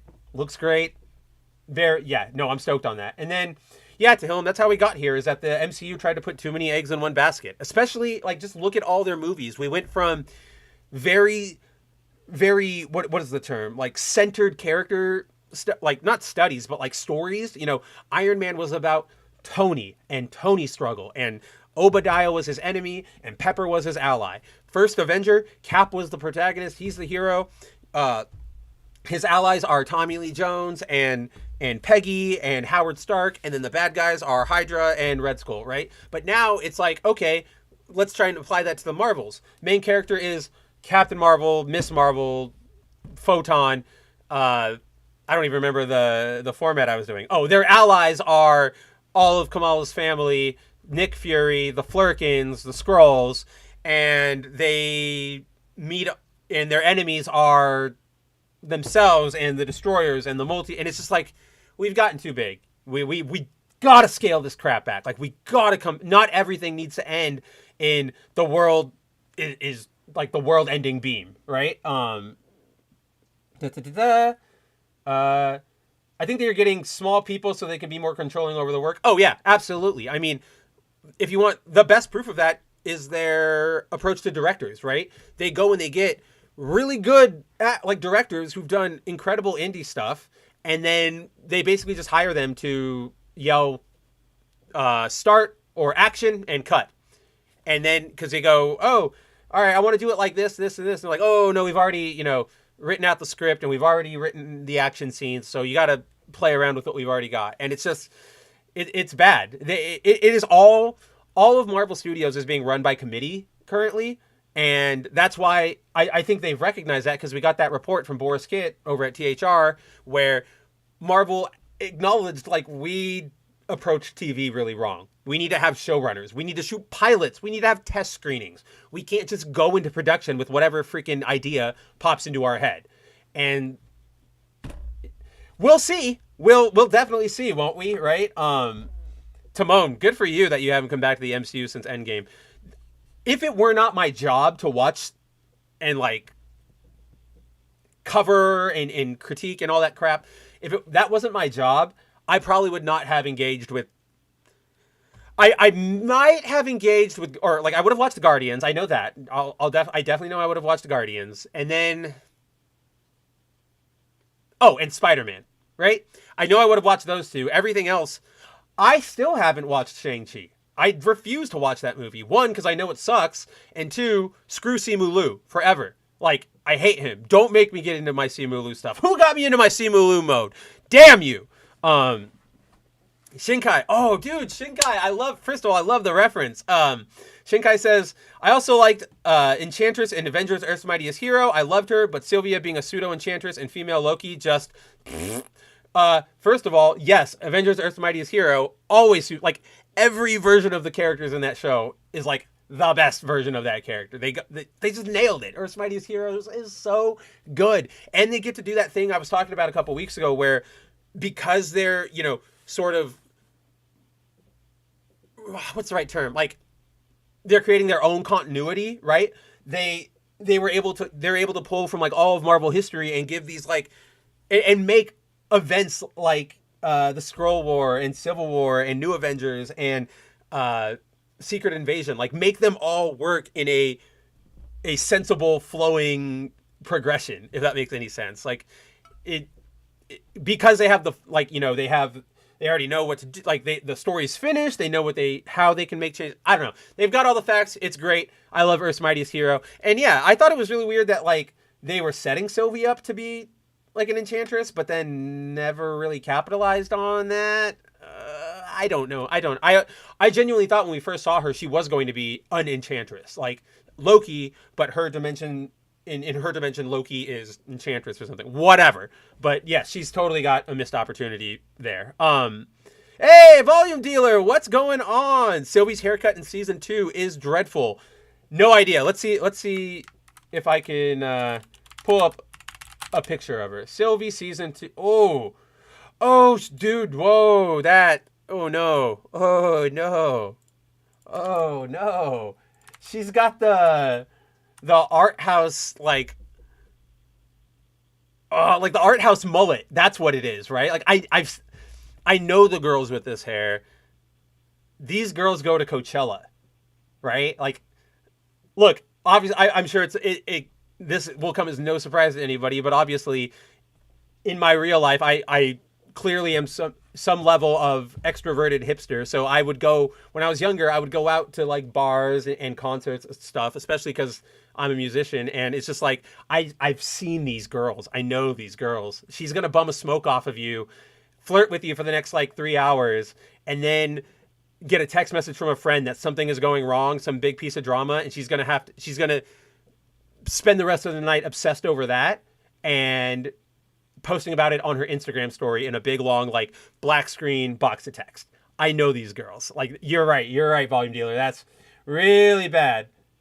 I'm misreading Tehillim for Timon at least 4 times now. Damn it. Like, I know I'm mixing you two up, and it is because your names are similar. So we're going to have to, when I get more time to work on the layout, we're going to have to add counters for when I lose my train of thought, when I mix up your guys' names, right? Like, because it's clearly happening. Oh no, that picture is the salon look? There's a worse haircut? Oh no, is it? Oh, are you talking about this weird, like, witch mom haircut? Because this isn't good either. Let's see. Oof. Man, it's not looking great. In episode 5, she looks like she's living on the streets. Let's see if Disney can hook me up here with a picture, with an official picture. Like, this is how little I care about Loki. I don't even have it Luffy and crew haven't even shown it to me, right? Like, that's how little I've cared about Loki season 2. It's just genuinely, who cares? Cool. Okay. I'll pop up my Twitter, see if I can find it, and let you tag me in it, because that would help. Thank you for that, volume dealer. And yeah, age 30 years. This is not a good shot of her. This is unflattering to the actress. Like, I feel bad for the actress. But let's see. While volume hooks me up with that, and let's see. Still waiting. No. If it wasn't named Loki, it would be awesome. If it wasn't a Loki series, and it probably... yes and no, right? Like, I think there are some inherent writing flaws in what's going on, but I also do think that if you detach this from Loki and you made this, like, make it... you could have had something really cool where at the end of Quantumania, like, Hope actually gets trapped in the multiverse, right? Like they were, or in the microverse, like they were teasing before the really quick turnaround. And then Hope is Loki, right? Or something. It's just anybody but Loki. It's just make Loki the villain. Make Loki popping into different timelines because he's like, I'm going to rule them all. I'm the one who deserves to rule them all. Oh, I got beat here. Well, I'm just going to pop over. Things like that. It's just whatever. Loki is a show made for the Tumblr fangirls who, like, lose their mind over Tom Hiddleston. The ones who, like, scream when they see him in a car commercial. The ones who went and saw Kong Skull Island just because Hiddleston was in it. Like, that's who this show is made for. Because the stakes aren't really that high. Everything is very, very talky and emotional. Everything is I don't know. It's kind of a miss. I guess some people are liking it, but obviously not us. Don't do drugs, kids. Yeah, exactly, Timon, right? Like, sniffing that multiversal coke over there. So Sylvia's a Karen. I knew it. Did you not? Hey, come on, Shinkai. Did you not get that she was a Karen when in her first appearance she was going to blow up a department store? You know that they didn't accept her return. You know that she had a coupon that expired like yesterday and she was not having it. Yeah, so while volume looks for that and eventually, hopefully we can pull that up, let's get back to this article. Oh, here's the piece I was talking about. I'm sure you guys recognize the style. Francesco Francavilla. He does a lot of the Archie horror stuff. That's right. I know a lot of his work, but he also does a lot of Marvel covers and stuff. So he's around. He's a really good artist for this kind of style. Weird that they made him go like super hyper realistic for Thor. Thor looks a little off, but everybody else looks fine. But then obviously you have them speculating that they were going to bring back the Avengers for another film because they're desperate. And according to a scooper, really noted one, Can We Get Some Toast? It's either Can We Get Some Toast or My Time to Shine. He's already back. He's already been confirmed and that's a rumor, obviously, because it's a scooper. But apparently he's already back, and like Robert Downey's already agreed to come back. And it's just like we're not doing hot over here. Case in point, the main topic of sort of tonight, one of the main topics is the Blade reboot, right? So we've known for a long time that this film has been rocky. And I point back to that same report where Jeff Snyder of the Hot Mic, his sources told him that Brie was losing her mind over the Marvel script in that direction. In that same episode of the Hot Mic, Snyder revealed that Mahershala Ali was feeling the same way.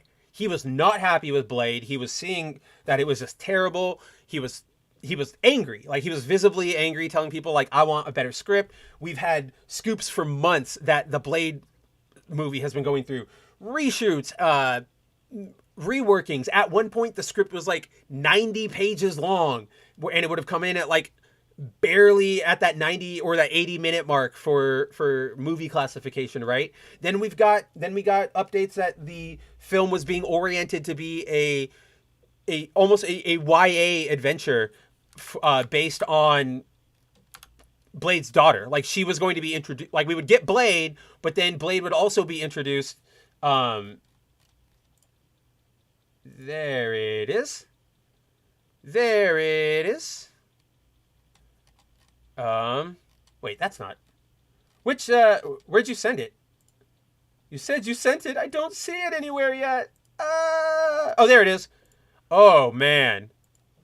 What is this? What is this? Yeah, Hobo Sylvia, no kidding.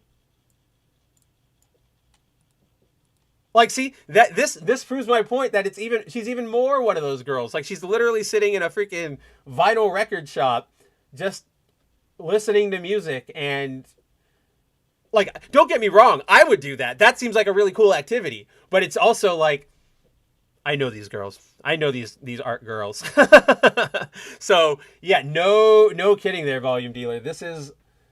They're giving her like that mullet look. Like you can even see it here. They close the part a little bit, but it's like buzz it here and then you drop it all the way down the back. It almost reminds me of like Die Antwood, right? Isn't that the band with the female singer who does her hair like that? Let me look at that real quick. I have no idea, Volume Dealer. How does she embody Loki? I think if you look at her face visually, I think she has the sort of like mouse-ish sort of face that Hiddleston does. She's got like the pointy nose, everything's very centered. I think that is probably as far as they went. Like, oh, you look sort of like Loki, but okay. Like we don't need you to look everything like Loki.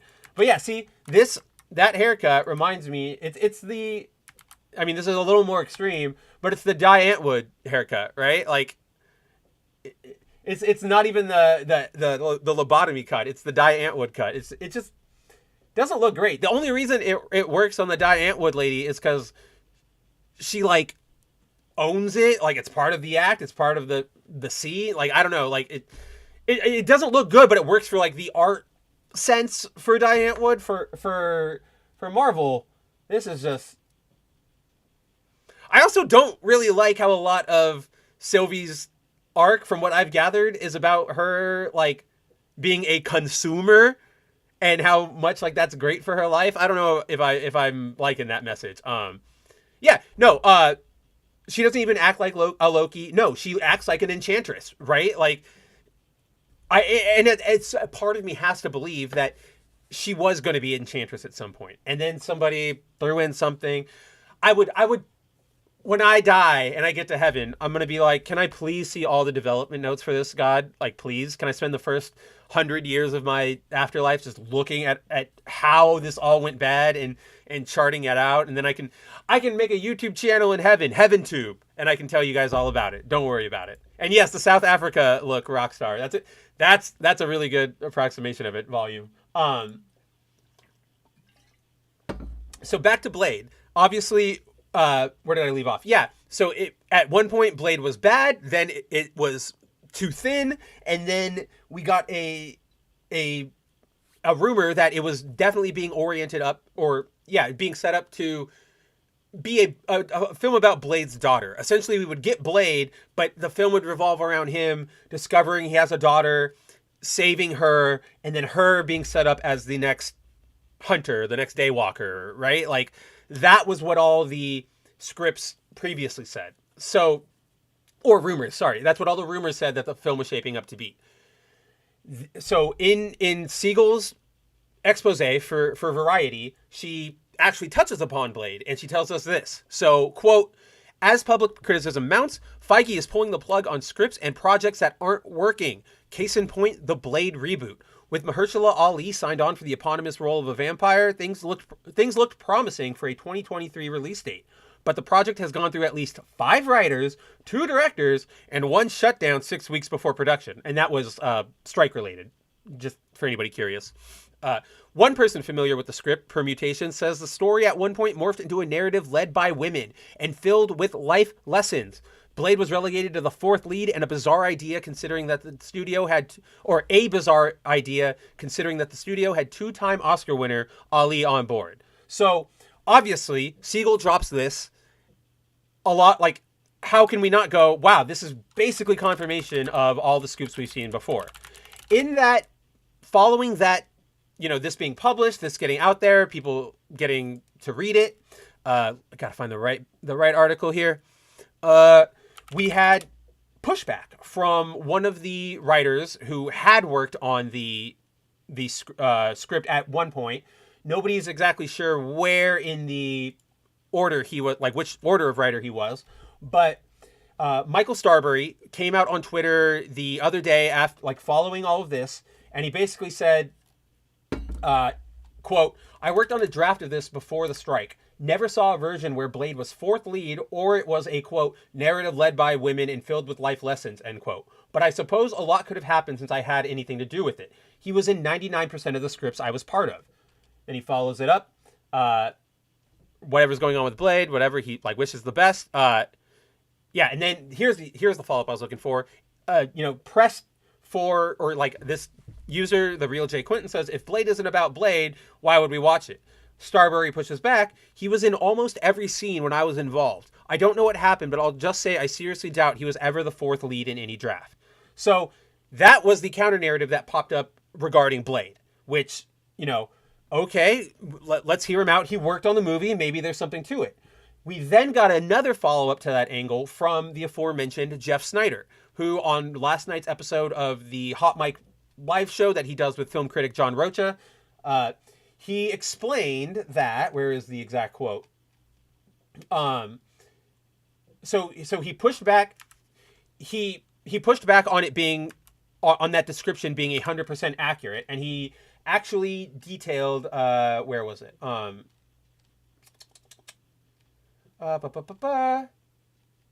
Yeah, so so Snyder, who's been pretty reliable in the past, and whatever you have with his personal politics or whatever, he's proven himself to be a great professional. I don't even know his personal politics. I'm just adding that general disclaimer, just can't be too careful these days. But then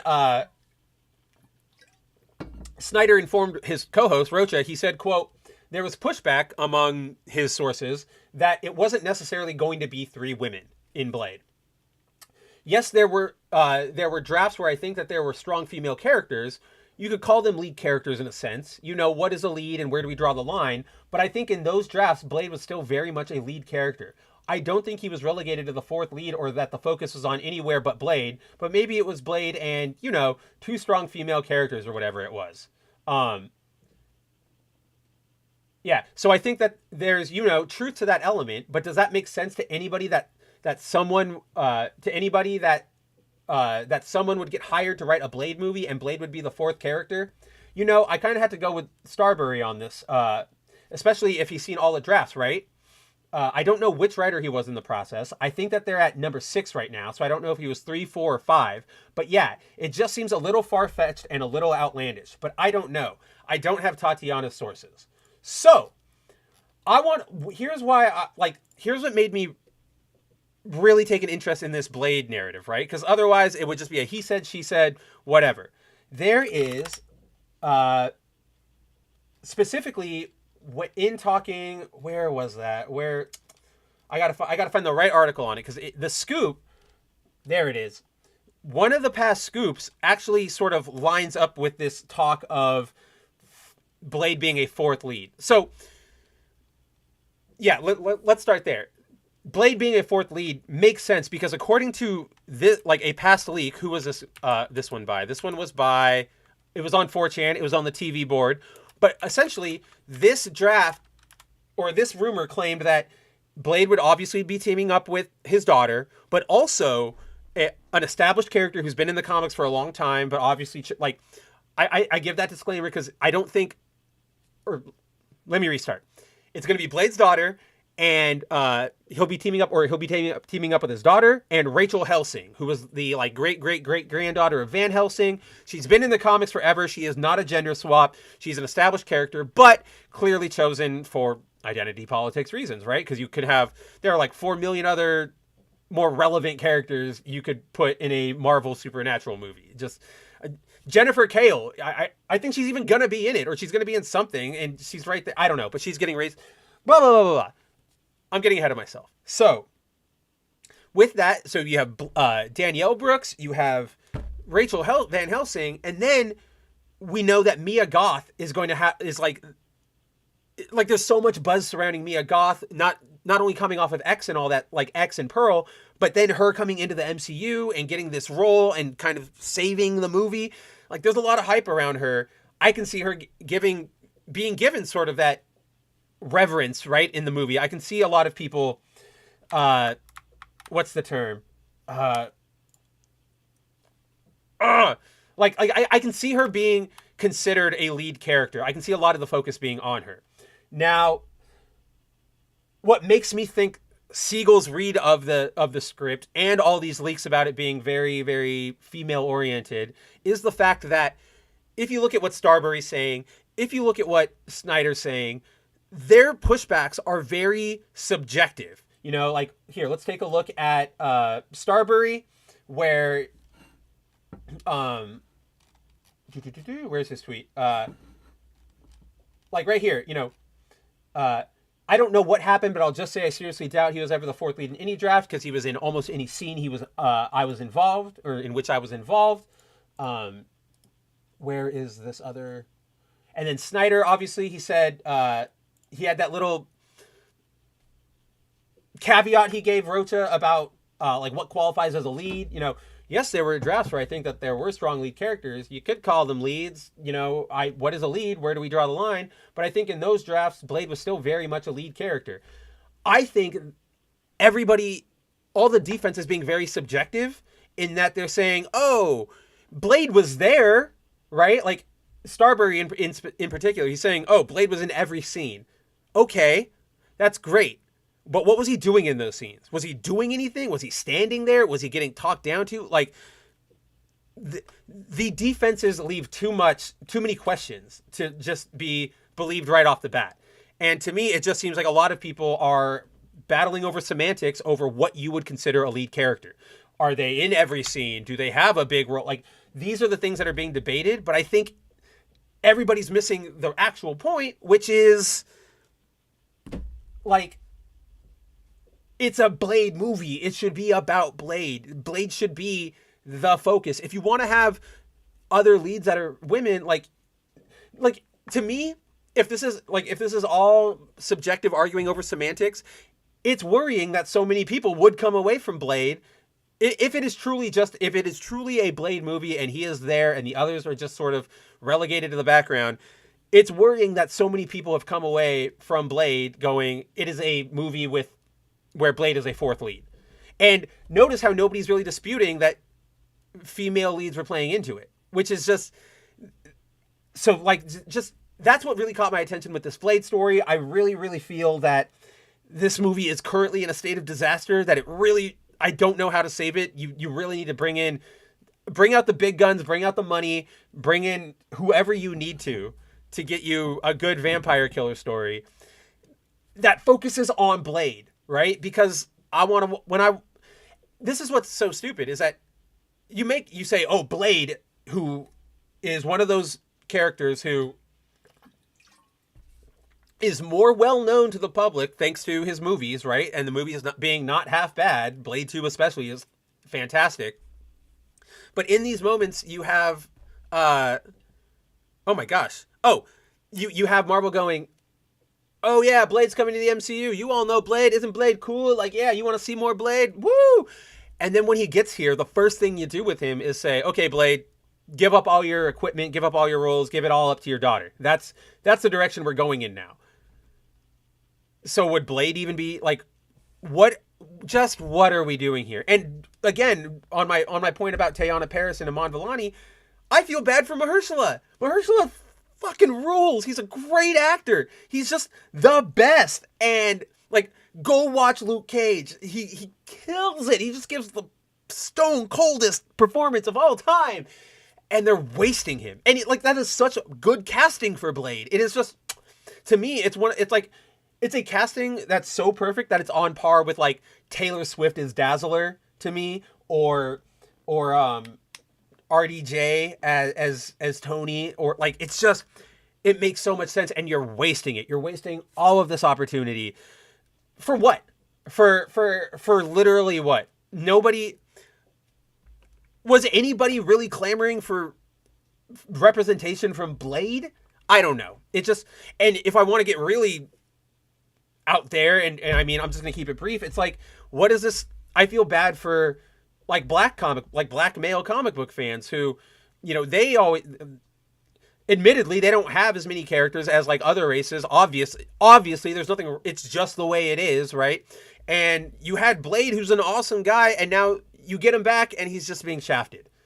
And it comes from a company that, you know, claims to love diversity and want to help out the black community, and it's just like, I don't know, man. Like, I don't know if anybody remembers, but during Black Panther Wakanda Forever, there was an insider who kind of spoke to, I believe it was WDW Pro, and was saying nobody's interested in Black Panther Forever or Wakanda Forever because, like, that movie really resonated with like black men and their sons. It was a strong male role model that they could all both go see together and like instill good lessons.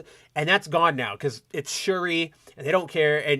And so like projections were just diving for Wakanda Forever because they were missing the point of what that IP was. Which, I mean, is that not just Marvel to a T? Let's see. Yeah, to Hillam. I'd rather watch the original 3 Blade movies over this every day. Every single day. I like those movies, man. Deacon Frost, Ryan Reynolds is in it. It's just, those are the good, like, it's just like schlocky action. And I really liked it.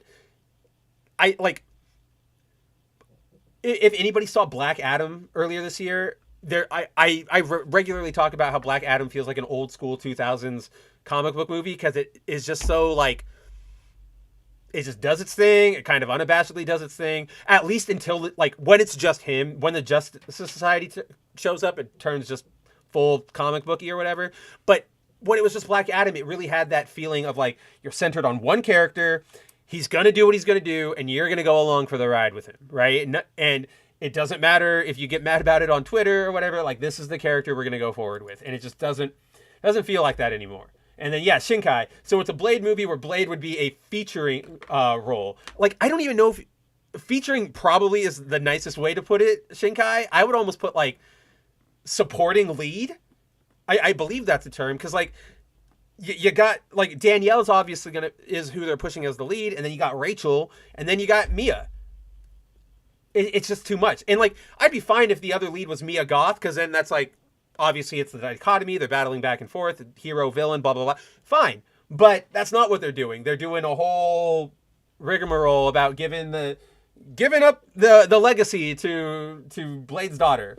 Yeah. Wakanda, whatever. Seriously, that movie made me laugh so hard, you guys. Like, I can't believe Marvel thought this was a good idea. I'm going to pull up the clip while I describe it. But for anybody who saw that movie, obviously they had to address the seriously, like, heartbreaking death of Chadwick Boseman. I was writing a piece about, I think, Black Panther, or it involved him the other week, and I kind of got caught in a rabbit hole of, like, old stories and clips of him, and it's just like, man, we truly, like, that is a truly sad death to lose Chadwick Boseman. But anyway, Black Panther Wakanda Forever obviously has to start off by addressing it. And like, you have all this talk from Marvel about how we got to respect Chadwick, about how we want to honor him, about how, you know, he did so much for the black community. And then this is how you send him off. And I'm going to start a little bit into the clip. Basically, they've already been celebrating, or they're doing like a funeral procession. I think you've seen it in the trailers. It's definitely there. But, oh, it's starting at the top. So you have his funeral procession. And obviously, you know, like I said, Marvel had been talking up how much, not only how much they in general wanted to respect, like, Chadwick, but how important it was. And they were also saying, like, Black Panther is going to pay such tribute to Chadwick. And then we get this shit. Like, what is happening? So, all right, like, here, I'll pause real quick. Admittedly, the procession beforehand, pretty cool. Pretty respectful. Like, I feel like that is a good send-off to like, your king, Makes sense. Everybody's in the street, performing. You got the white, whatever. Cool. Fine with it. Then what this happens, they get the funeral to the end of or the casket to the end of the procession. Then a random ass Wakandan spaceship shows up and check this. Like, yeah, you're sad. Yes, they are always trying to ice skate uphill, Timon. And that is why I titled this stream that. But, so you get, oh, this is so emotional. Oh my gosh, Chadwick, like, this is really sad. And like it feels like I'm about to set you guys up for a joke because it feels so unreal what happens. It's like that. It's like in Love and Thunder when you go from Thor kicking butt around with the Guardians and then immediately cut to Jane with cancer. They like beam his casket into a spaceship. Oh, also, yeah, the casket has the freaking Wakanda Forever symbol on it. Like, they beam him into a random sky spaceship and then he flies away and that's it. It is so bafflingly like, what? Like, you had to marvel it up. It makes no sense. It went from like pretty impressive and respectful to like, what the hell are you doing? You gave T'Challa, like, you had to put the pose on the casket, which is already pretty eye-rolly just because of how it's been used by dummies in the real world. And then you have a spaceship take him away, Joe. Like, it's so bad. I don't even remember why we got to Wakanda Forever, but it's bad. Just avoid it at all costs. I genuinely cannot give you a redeeming moment in that movie. And this is me, guys. Like, I can't even point to like that performance was cool. I liked seeing them. This was, at least neat to see. Nothing. That movie sucks. And yeah, but that's why it failed, because it missed out on its target demo. And I feel like Blade is setting itself up to do the same thing. And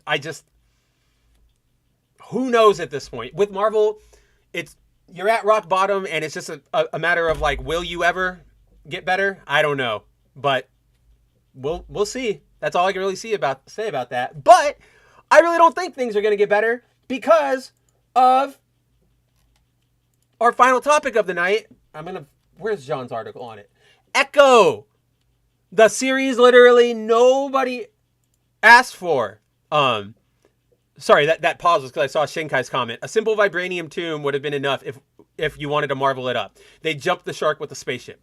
I agree. You could have had a pretty gaudy tomb, vibranium panther statues or whatever. But the spaceship, like, I don't even know what I properly want to say about it, right? Like, it just feels sad. Like, it just feels... It's like... It's the equivalent of if we were all at a funeral and one of our friends showed, like, let's say, it's Jacob's funeral and we're all sad, we're all attending, blah, blah, blah. And then out of nowhere, Josh shows up wearing like a Black Panther costume or, Spider-Man, Ant-Man.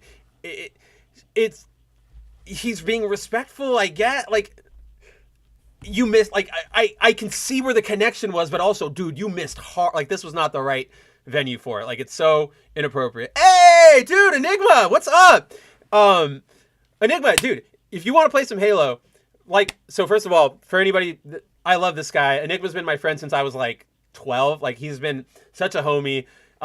Also, like, the only other person I know who likes like half the stuff I do. But yes, Enigma, if you ever want to hang out, dude, hit me up on Twitter, Discord. I'm always around. I'm just here ranting about Marvel stuff all day, every day.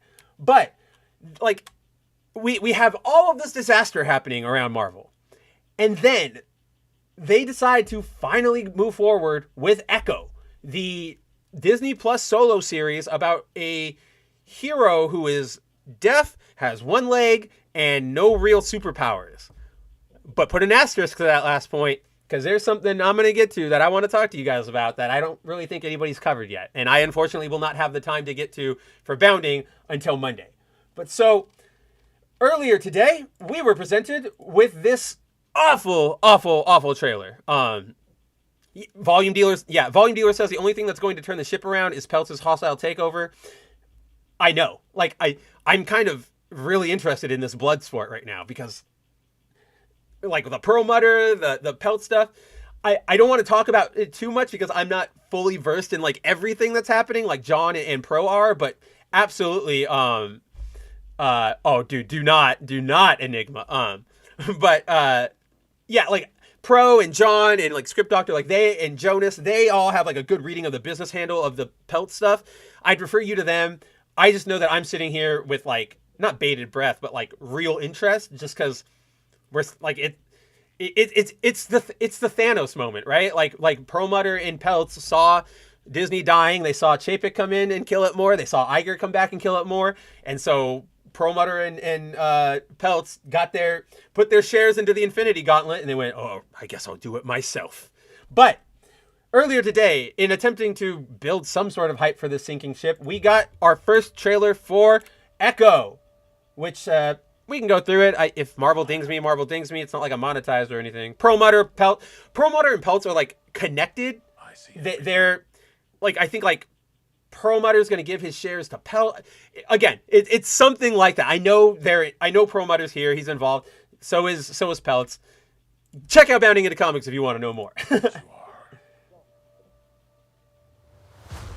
Also, like, this always bugs me in shows that want to be like, we're sending a message. Stop making your not villains, but, like, your mean people, your whatever. Stop making them so comical, like cartoonish. I don't genuinely know any ice cream guy who would straight up, like, mock a child and tell him to get the hell away because they couldn't speak right? He'd probably be like, oh, point, like, which one do you want? And then she'd be able to be like, I want that one or whatever. Like, when you base your stories on straw men like this, it makes everybody roll their eyes and go, well, that's not real. And it just completely undercuts your entire objective. I see everything that you are. And it's also, so then we get D'Onofrio. It's just like, why particularly this girl? I mean, maybe he feels some sympathy from being a bullied kid himself, but it's also just like, it just feels really forced. It just feels Team Rocket syndrome. Don't be afraid. I also feel like that was such weird delivery in these scenes from D'Onofrio. I know it's like clips, but, like, I feel like he's better than this. I feel like the directors are really underserving him as Kingpin.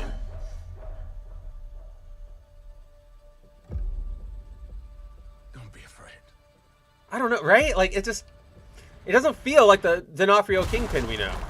MCU Kingpin feels very neutered. He feels like, even in Hawkeye, he doesn't have that same level of intimidating aura that he had in Daredevil, right? Like, just think of when he's standing at the painting and how terrified you feel when he's just, like, thinking and plotting, standing perfectly just up front. That you can't contain it.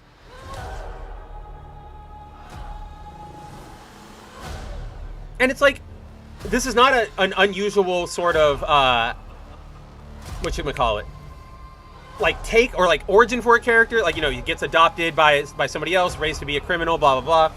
We've seen it. It can work. It just, why is Echo the one being chosen for this storyline and Kingpin? It just, you and I are the same. It just feels so very, very forced. Who's the monster?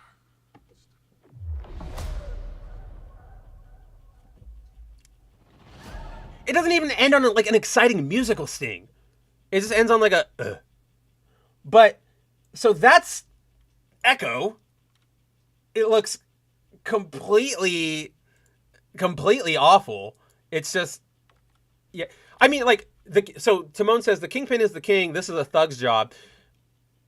I I push back against that because I can see what they're going for, which is like, that's what they're trying, like, that's the point, is like, this is such an intense moment that the Kingpin's getting his own hands dirty, but all we've seen from the Kingpin lately is him getting his hands dirty. He's been in, like, all the Hawkeye fights. The last we saw of him in Daredevil is he was going bare knuckle with Daredevil. It's just, the writing is so off. They're trying to write stories for it. This story doesn't work with these two characters, right? Like, if you did, you could have done something like a Hand and Elektra, and that might have worked like that. You could have done something like, I don't know, trying to think of like super villains that eventually go straight. I don't know, like that. This is a common story, right? Like, take you under my wing. I'm a bad guy. Then the hero, the protagonist, eventually realizes like, oh, this is bad, and they fight back. Common story trope. It's just the established histories of these characters and their personalities and who they are and all the events we've seen them go through. It just doesn't line up with this sort of narrative. And I know in the comics, I actually liked Echo in the comics before the MCU, when she was literally like an assassin hired specifically to fight Daredevil. And the whole point of her fighting Daredevil was her power, which is because like she basically was sort of like Taskmaster. She could see one thing, happen and then copy it and be able to do it, whatever. So that made her like super deadly. And that's why they wanted to go against Daredevil, because clearly she could match his moves. They didn't know he had radar sense, but they knew that however he was able to operate how he could, they knew that she could be a counter to him. And it worked there. Kingpin did sort of treat her as like with care, but it was very clearly to manipulate her, not genuine love for Echo. And so it's just like, you guys are forcing this really hard. And I think you're forcing it really hard. The story feels really weak. I don't know how you extend this. Like, this is the series. It's Echo versus Kingpin, and we sort of just got an Echo abridged right out of the gate, which does not bode well, I think, for the series. And again, like, speaking of like the series episode count, this series went from like 10 episodes to 6 episodes, then 5 episodes. Then the rumor was it got completely canned because everybody saw how bad it was. But because of the writer's strike, they needed something to air, right? To just keep them in the zeitgeist, in the conversation. So they were like, all right, screw it. Bring back Echo. It's done. We might as well. But then they went into the editing room like Marvel always does, and they cut more, and now it's only 5 episodes. And then they announced that instead of, airing it weekly like they've done with every series so far, this will be the first one that they just dump. They just dump like all the episodes at once. They just want to wash their hands of this. And that, to me, it just doesn't spell confidence. In a time when there is little confidence to be had at Marvel, it doesn't spell confidence for me. She can't hear, right? Or ask Timon, the stupidest enemy for Daredevil. She can't know if she is making noise.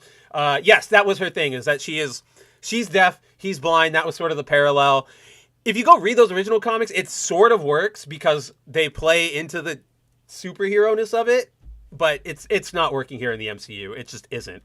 And I can't believe that's the only thing. So my good buddy Enigma says, I don't have any embarrassing stories, but I remember an Xbox Live lobby where he asked our opponents how they got their heads shoved so far up their own asses. Pro player move. Dude, how is that what you remember? Like, I've got like 40 other Xbox Live moments with you that would probably get me ostracized from society. Like, come on, you can dig, my friend. But so that is Echo. That is what we're getting. Then we got this interesting where a little note. So yeah, as I said, Echo's powers are that she can sort of, Taskmaster style imitate anything she sees. According to I believe this is the showrunner, the director, let's see. An executive producer on the show, Sidney Freeland, said that, quote, her power in the comic books is that she can copy anything, any movement, any whatever. It's kind of lame. I will say that is not her power. I'll just kind of leave it at that, end quote. First of all, stop hiring people who hate your source material. That Echo's power is not dumb. It can be used really well. You're just uncreative. You didn't want to write an Echo series. You wanted to write a fan fiction about your Native American girl, and you just happened to land in the right time, right spot for Marvel to be desperate enough to hand it over to you. Like, if she's not doing that, then she's not Echo. Oh yeah, we're making a Daredevil show, but he's not going to have radar sense. Instead, he's just going to have supervision, so he can like X-ray vision things and see everything. Blah blah blah blah blah blah blah. Yeah, exactly. Shinkai says, Echo character, backstory, powers, and probably themes are different. How much of a boat do you have to change until it's not the same boat? Right, the ship of Theseus. Even Elseworlds' other takes should share something similar. Right, and that's what you often see. Right, like that's the whole point of like Elseworlds and stuff is that the character, you know, that you're following that character. It's not just like I want to follow the Flash in Zombie Town, right? I don't want to follow random civilian Barry Allen who never went into that life versus the zombies. It's so disconnected from what I think they think people want. That's what I'm trying to say. So aside from the whole issue with them not even wanting to like hang out with Echo or like do an Echo show, check that. I will say that's not her power. I'll just kind of leave it at that. Curious, right? So you hate Echo's power. What is it going to be? Right before we came on today, we got a scoop from noted scooper Can We Get Some Toast, who I say this a lot in my Bounding articles because it's a good way to back it up, but there's a subreddit called r/Marvel Studio Spoilers, and they have this giant running spreadsheet of scoopers, like, it tracks like scoops. Did they ever come true? Were they accurate? Blah, blah, blah. What did this scooper say? Did it ever come true? Like, it's a giant accuracy spreadsheet. And so Can We Get Some Toast has like a 60%, 70% average on accuracy. So I'm pretty inclined to follow their updates, their scoops, whatever you want to call it. But yeah, so right before we went live, Can We Get Some Toast came out and dropped this quote: like I previously reported, Maya Lopez's powers in Echo will not be the same as the comics. Maya will be empowered by the Choctaw women that came before her. She will have several different abilities that manifest when she's threatened, each power belonging to a different ancestor. And then the quote right there. So they're going to make Echo a Native American or Deku, right? All Might, one for all, or all for whatever his power is. Like, that's literally what Deku in My Hero Academia, that's his power. And it's just so stupid.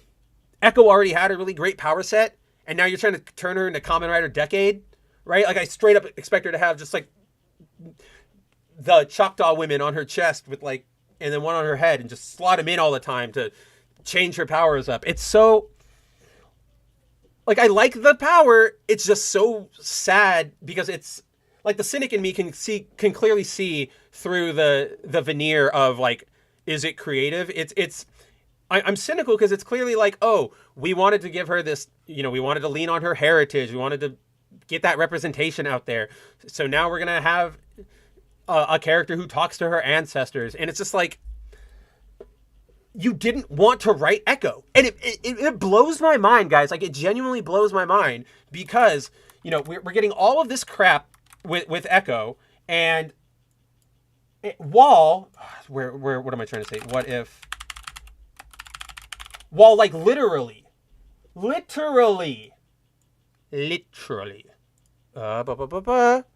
cool. That's high enough definition. That's all I need. Like, we have all of this like emphasis on Maya's like Native American heritage. She's getting new powers. She's blah, blah, blah, blah, blah. All of us here are like, this is not the character, like not even close to being Echo. Why are you doing this? And it's so confusing because in What If Season 2, which is like done, I think, and they're just like finishing touches, we are literally getting, her name's Kaori. I don't know how to pronounce it perfectly, but she's a Native American original character. Like, I don't even remember what her powers are. Let's see.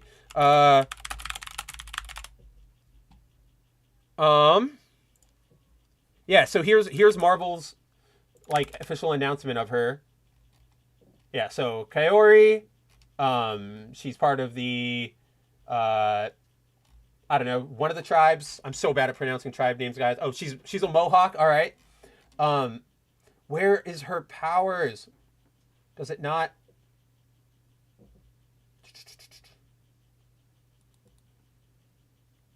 Yeah, I don't. It just, yeah, the quest to discover her power, Tesseract, doesn't really say anything about what she's going to do. But, like, to my point, we literally have a Native American original character who you could have given this storyline to and given her those powers and made it all make sense and not have to tie her to Hawkeye and Daredevil and Kingpin. You literally have it all there, and yet you decide to just go rewrite another character. Like, my conspiracy brain is going, the reason Marvel's not talking about her powers is because she's going, like, this will be Echo. Echo is going to take on a new name or something. Like, I don't know. Obviously, there's a whole different tribes in that hubbubaloo. It's just, I'm baffled, my friends. Like, you have everything there, and yet you decide to make a completely different dish, right? Like, you have everything set up to make a hamburger, and yet instead of making that meat into a burger, you make the meat into, like, tartar with caviar. I don't know, just crap. I have bad metaphors right now because I'm just baffled. I'm just lost. I'm at a loss for words because this is so.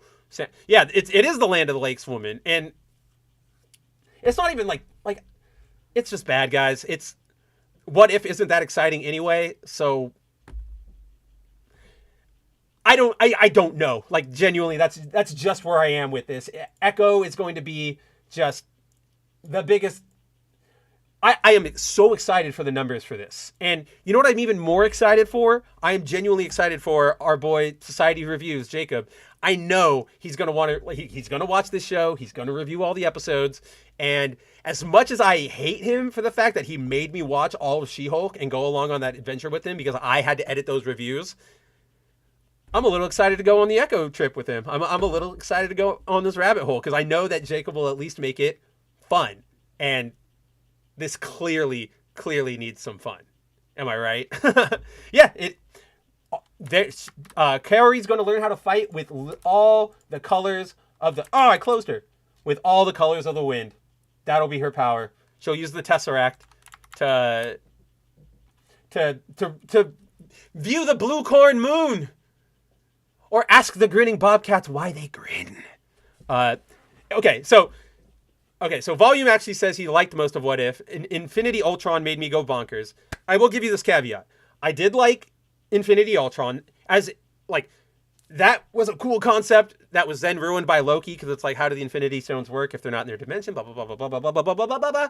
But I did like one specific episode of that show, and it was the episode where Hank puts on the yellow jacket suit and kills all the Avengers because they let Hope die, right? Like, that, I felt like that was a genuine What If episode instead of just like because to me, What Ifs come out of flashpoints. Like, it should always be like, what if this happened in an event instead of this happening in an event? And I feel like a lot of What If first seasons was just not flashpoints, but just like entirely different stories. And it's just like, instead of like, what if this happened? It's like, what if this was a different setting? And that got lost on me. But then there were things like the Ultron one and the Ant-Man one that really sold that Flashpoint concept. So I'm with you. I'm not completely opposed to it. I will say I don't like the animation style a lot, but you guys know me. I'm a big art snob. I do art. I am an artist. I've done it all my life. I recognize, I see these things. The rotoscoping, it just feels very lazy. You had an opportunity to do some cool things, but aside from that, What If season 2 wasn't awful, and I will probably, idly catch some of season 2 if I'm bored, but it is what it is, right? Like, what if Marvel could produce an average of like 2 good episodes a season? See, Volume Dealer says he liked the Marvel Zombies one. That's a very well produced one, or like it's written really well and everything. I'm just not a personal fan of it. I don't know why. I think I'm just currently tired of zombies, like personally as like a story trope. But yes, I will give you, it is a very good one. I just don't personally like it. And then you just reminded me, Volume, the other one I do like is the Doctor Strange one, because that was another like, what if this event went different moment, right? Like what if, I forget what it was exactly, right? Like I know it was the car crash and everything, but it was like, oh, it was what if Doctor Strange lost his heart instead of his hands? And it, in that night, Rachel McAdams, I'm totally blanking on her name. She dies instead of his hands getting wrecked. And then it turns into like, the reason he goes to Kamar-Taj is to find a way to bring her back to life. And it turns into this whole, you know, life, death, rigmarole. That one's good too. But again, like see Volume, it's like zombies, all these ones, all the ones we just talked about are ones that go off of an event where it's like, what if instead of everything working out like it did, you know, what if Peter Parker tripped and the virus got out? Like just things like that are what I'm really more interested in, rather than just like, what if Peter Parker was a Native American? What if Captain America was, you know, a seahorse? What if Iron Man was digital? Just, yeah, don't really care about things like that. You know what I mean? But that's Echo, that's What If, that's Blade. That is just where Marvel is right now. It's not great. And I think that will be where we call it tonight. Guys, it has been a fantastic stream. I'm so happy I got to talk about all of these topics with you. I have been waiting with bated breath all week to just finally tear into it, to see all of you guys. Obviously, I love every single one of you who showed up in the chat. I know I had Shinkai, Tehillim, Timon, Volume Dealer, Enigma was here for a little bit, Ravul, my boy, I think I already said Shinkai, Tehillim, obviously. I'm sure I'm forgetting other people who probably popped in for like a second or two. Oh yeah, Brahma was here for like a minute. So I was super stoked to hang out with all of you guys tonight. Oh hey, it's a Duck. What's up, dude? Just as I'm closing out, my boy. Volume Dealer says Killmonger wasn't bad. He was pretty ruthless killing T'Challa. That story wasn't bad, but again, that was one of those, more of those just like different setting instead of different outcome, if that makes any sense. So again, I just want more different outcomes, because I think that's what makes the what ifs interesting, rather than just giving you a giant fan fiction, right? But yes, so to everybody, and obviously Zero, I think I was just about to say your name before I saw Duck. Zero, obviously I got a shout out to my boy. Jacob was here for a little bit. Obviously, I can't believe I almost forgot that. Thank you guys for showing up for tonight. It was a lot of fun. I know I'm repeating myself. So as for what I've got going on, obviously every day you can check me out on Bounding Into Comics. We've always got stuff going up there. Bunch of news. Obviously, you know, this Marvel feast has been great for us. You can catch me Wednesday nights on the Black Pill stream over at Bounding Into Comics, 9 p.m. Eastern time, where we go over the week's biggest pop culture news and just tear into it, you know, let you know that entertainment's not getting any better despite all of our hopes. Marcy and Lily, yes, hi. Hi, Marcy and Lily. Miss you guys. I don't even think I've met Lily yet. So exciting. But yeah, and then obviously still working over at That Park Place with WDW Pro, Jonas Campbell, all the great people over there, putting up videos daily. We obviously have our daily news countdown, but we're also starting to do daily discussions, I guess you would call them, 30 minutes on a topic, just to maybe, see more sides of what's going on, just get some input. It's all good stuff. If you're bored, if you want the news without any opinions, whatever, check it all out. Bounding Into Comics, That Park Place. Obviously, come back next week, same Mav time, same Mav channel, for another episode of The Good, the Mad, the Ugly. As you guys know, we don't pick the topics ahead of time, or this far out, so I don't know what we're talking about. The topic will probably be decided on Thursday night. And yeah, obviously, like this video, oh man, I can finally do it. Hit that like button, hit that bell, subscribe for more videos, follow me on Twitter, and guys, have a fantastic night. We obviously I still need a name for this segment, guys. About I always play a clip before we close out, just a little. It's very much for those who don't know, it's very much in the vein of Jon Stewart's the old Daily Show's Moment of Zen, where just a fun little thing to close out on. This week it's a little fun, it's a little sad, because we will be paying tribute to, obviously we all know the news that Matthew Perry died this past weekend. absolutely tragic. He was my favorite cast member of Friends. Obviously, as a big New Vegas fan, you know, it sucks. And, you know, the more you get into it, the more you hear about it, the more you read about it, it sucks.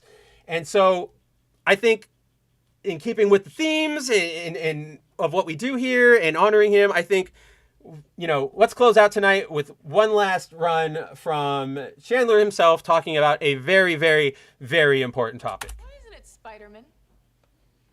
You know, like Goldman, Silverman. Because it's not his last name. It isn't? No, it's not like Phil Spiderman. You know, like Goldman is a last name, but there's no Goldman.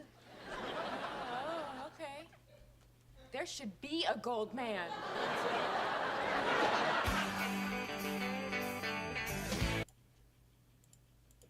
Always remember the hyphen. That clip always sticks with me because people forget the hyphen in Spider-Man too often. Guys, that is it for tonight. I actually just got 2 really good suggestions from Timon and Tehillim. Last call or last minute news. I think you two just hit the nail on the head. I think there's something there. I think I got to work with that. But yes, absolutely. Rest in peace, Matthew Perry.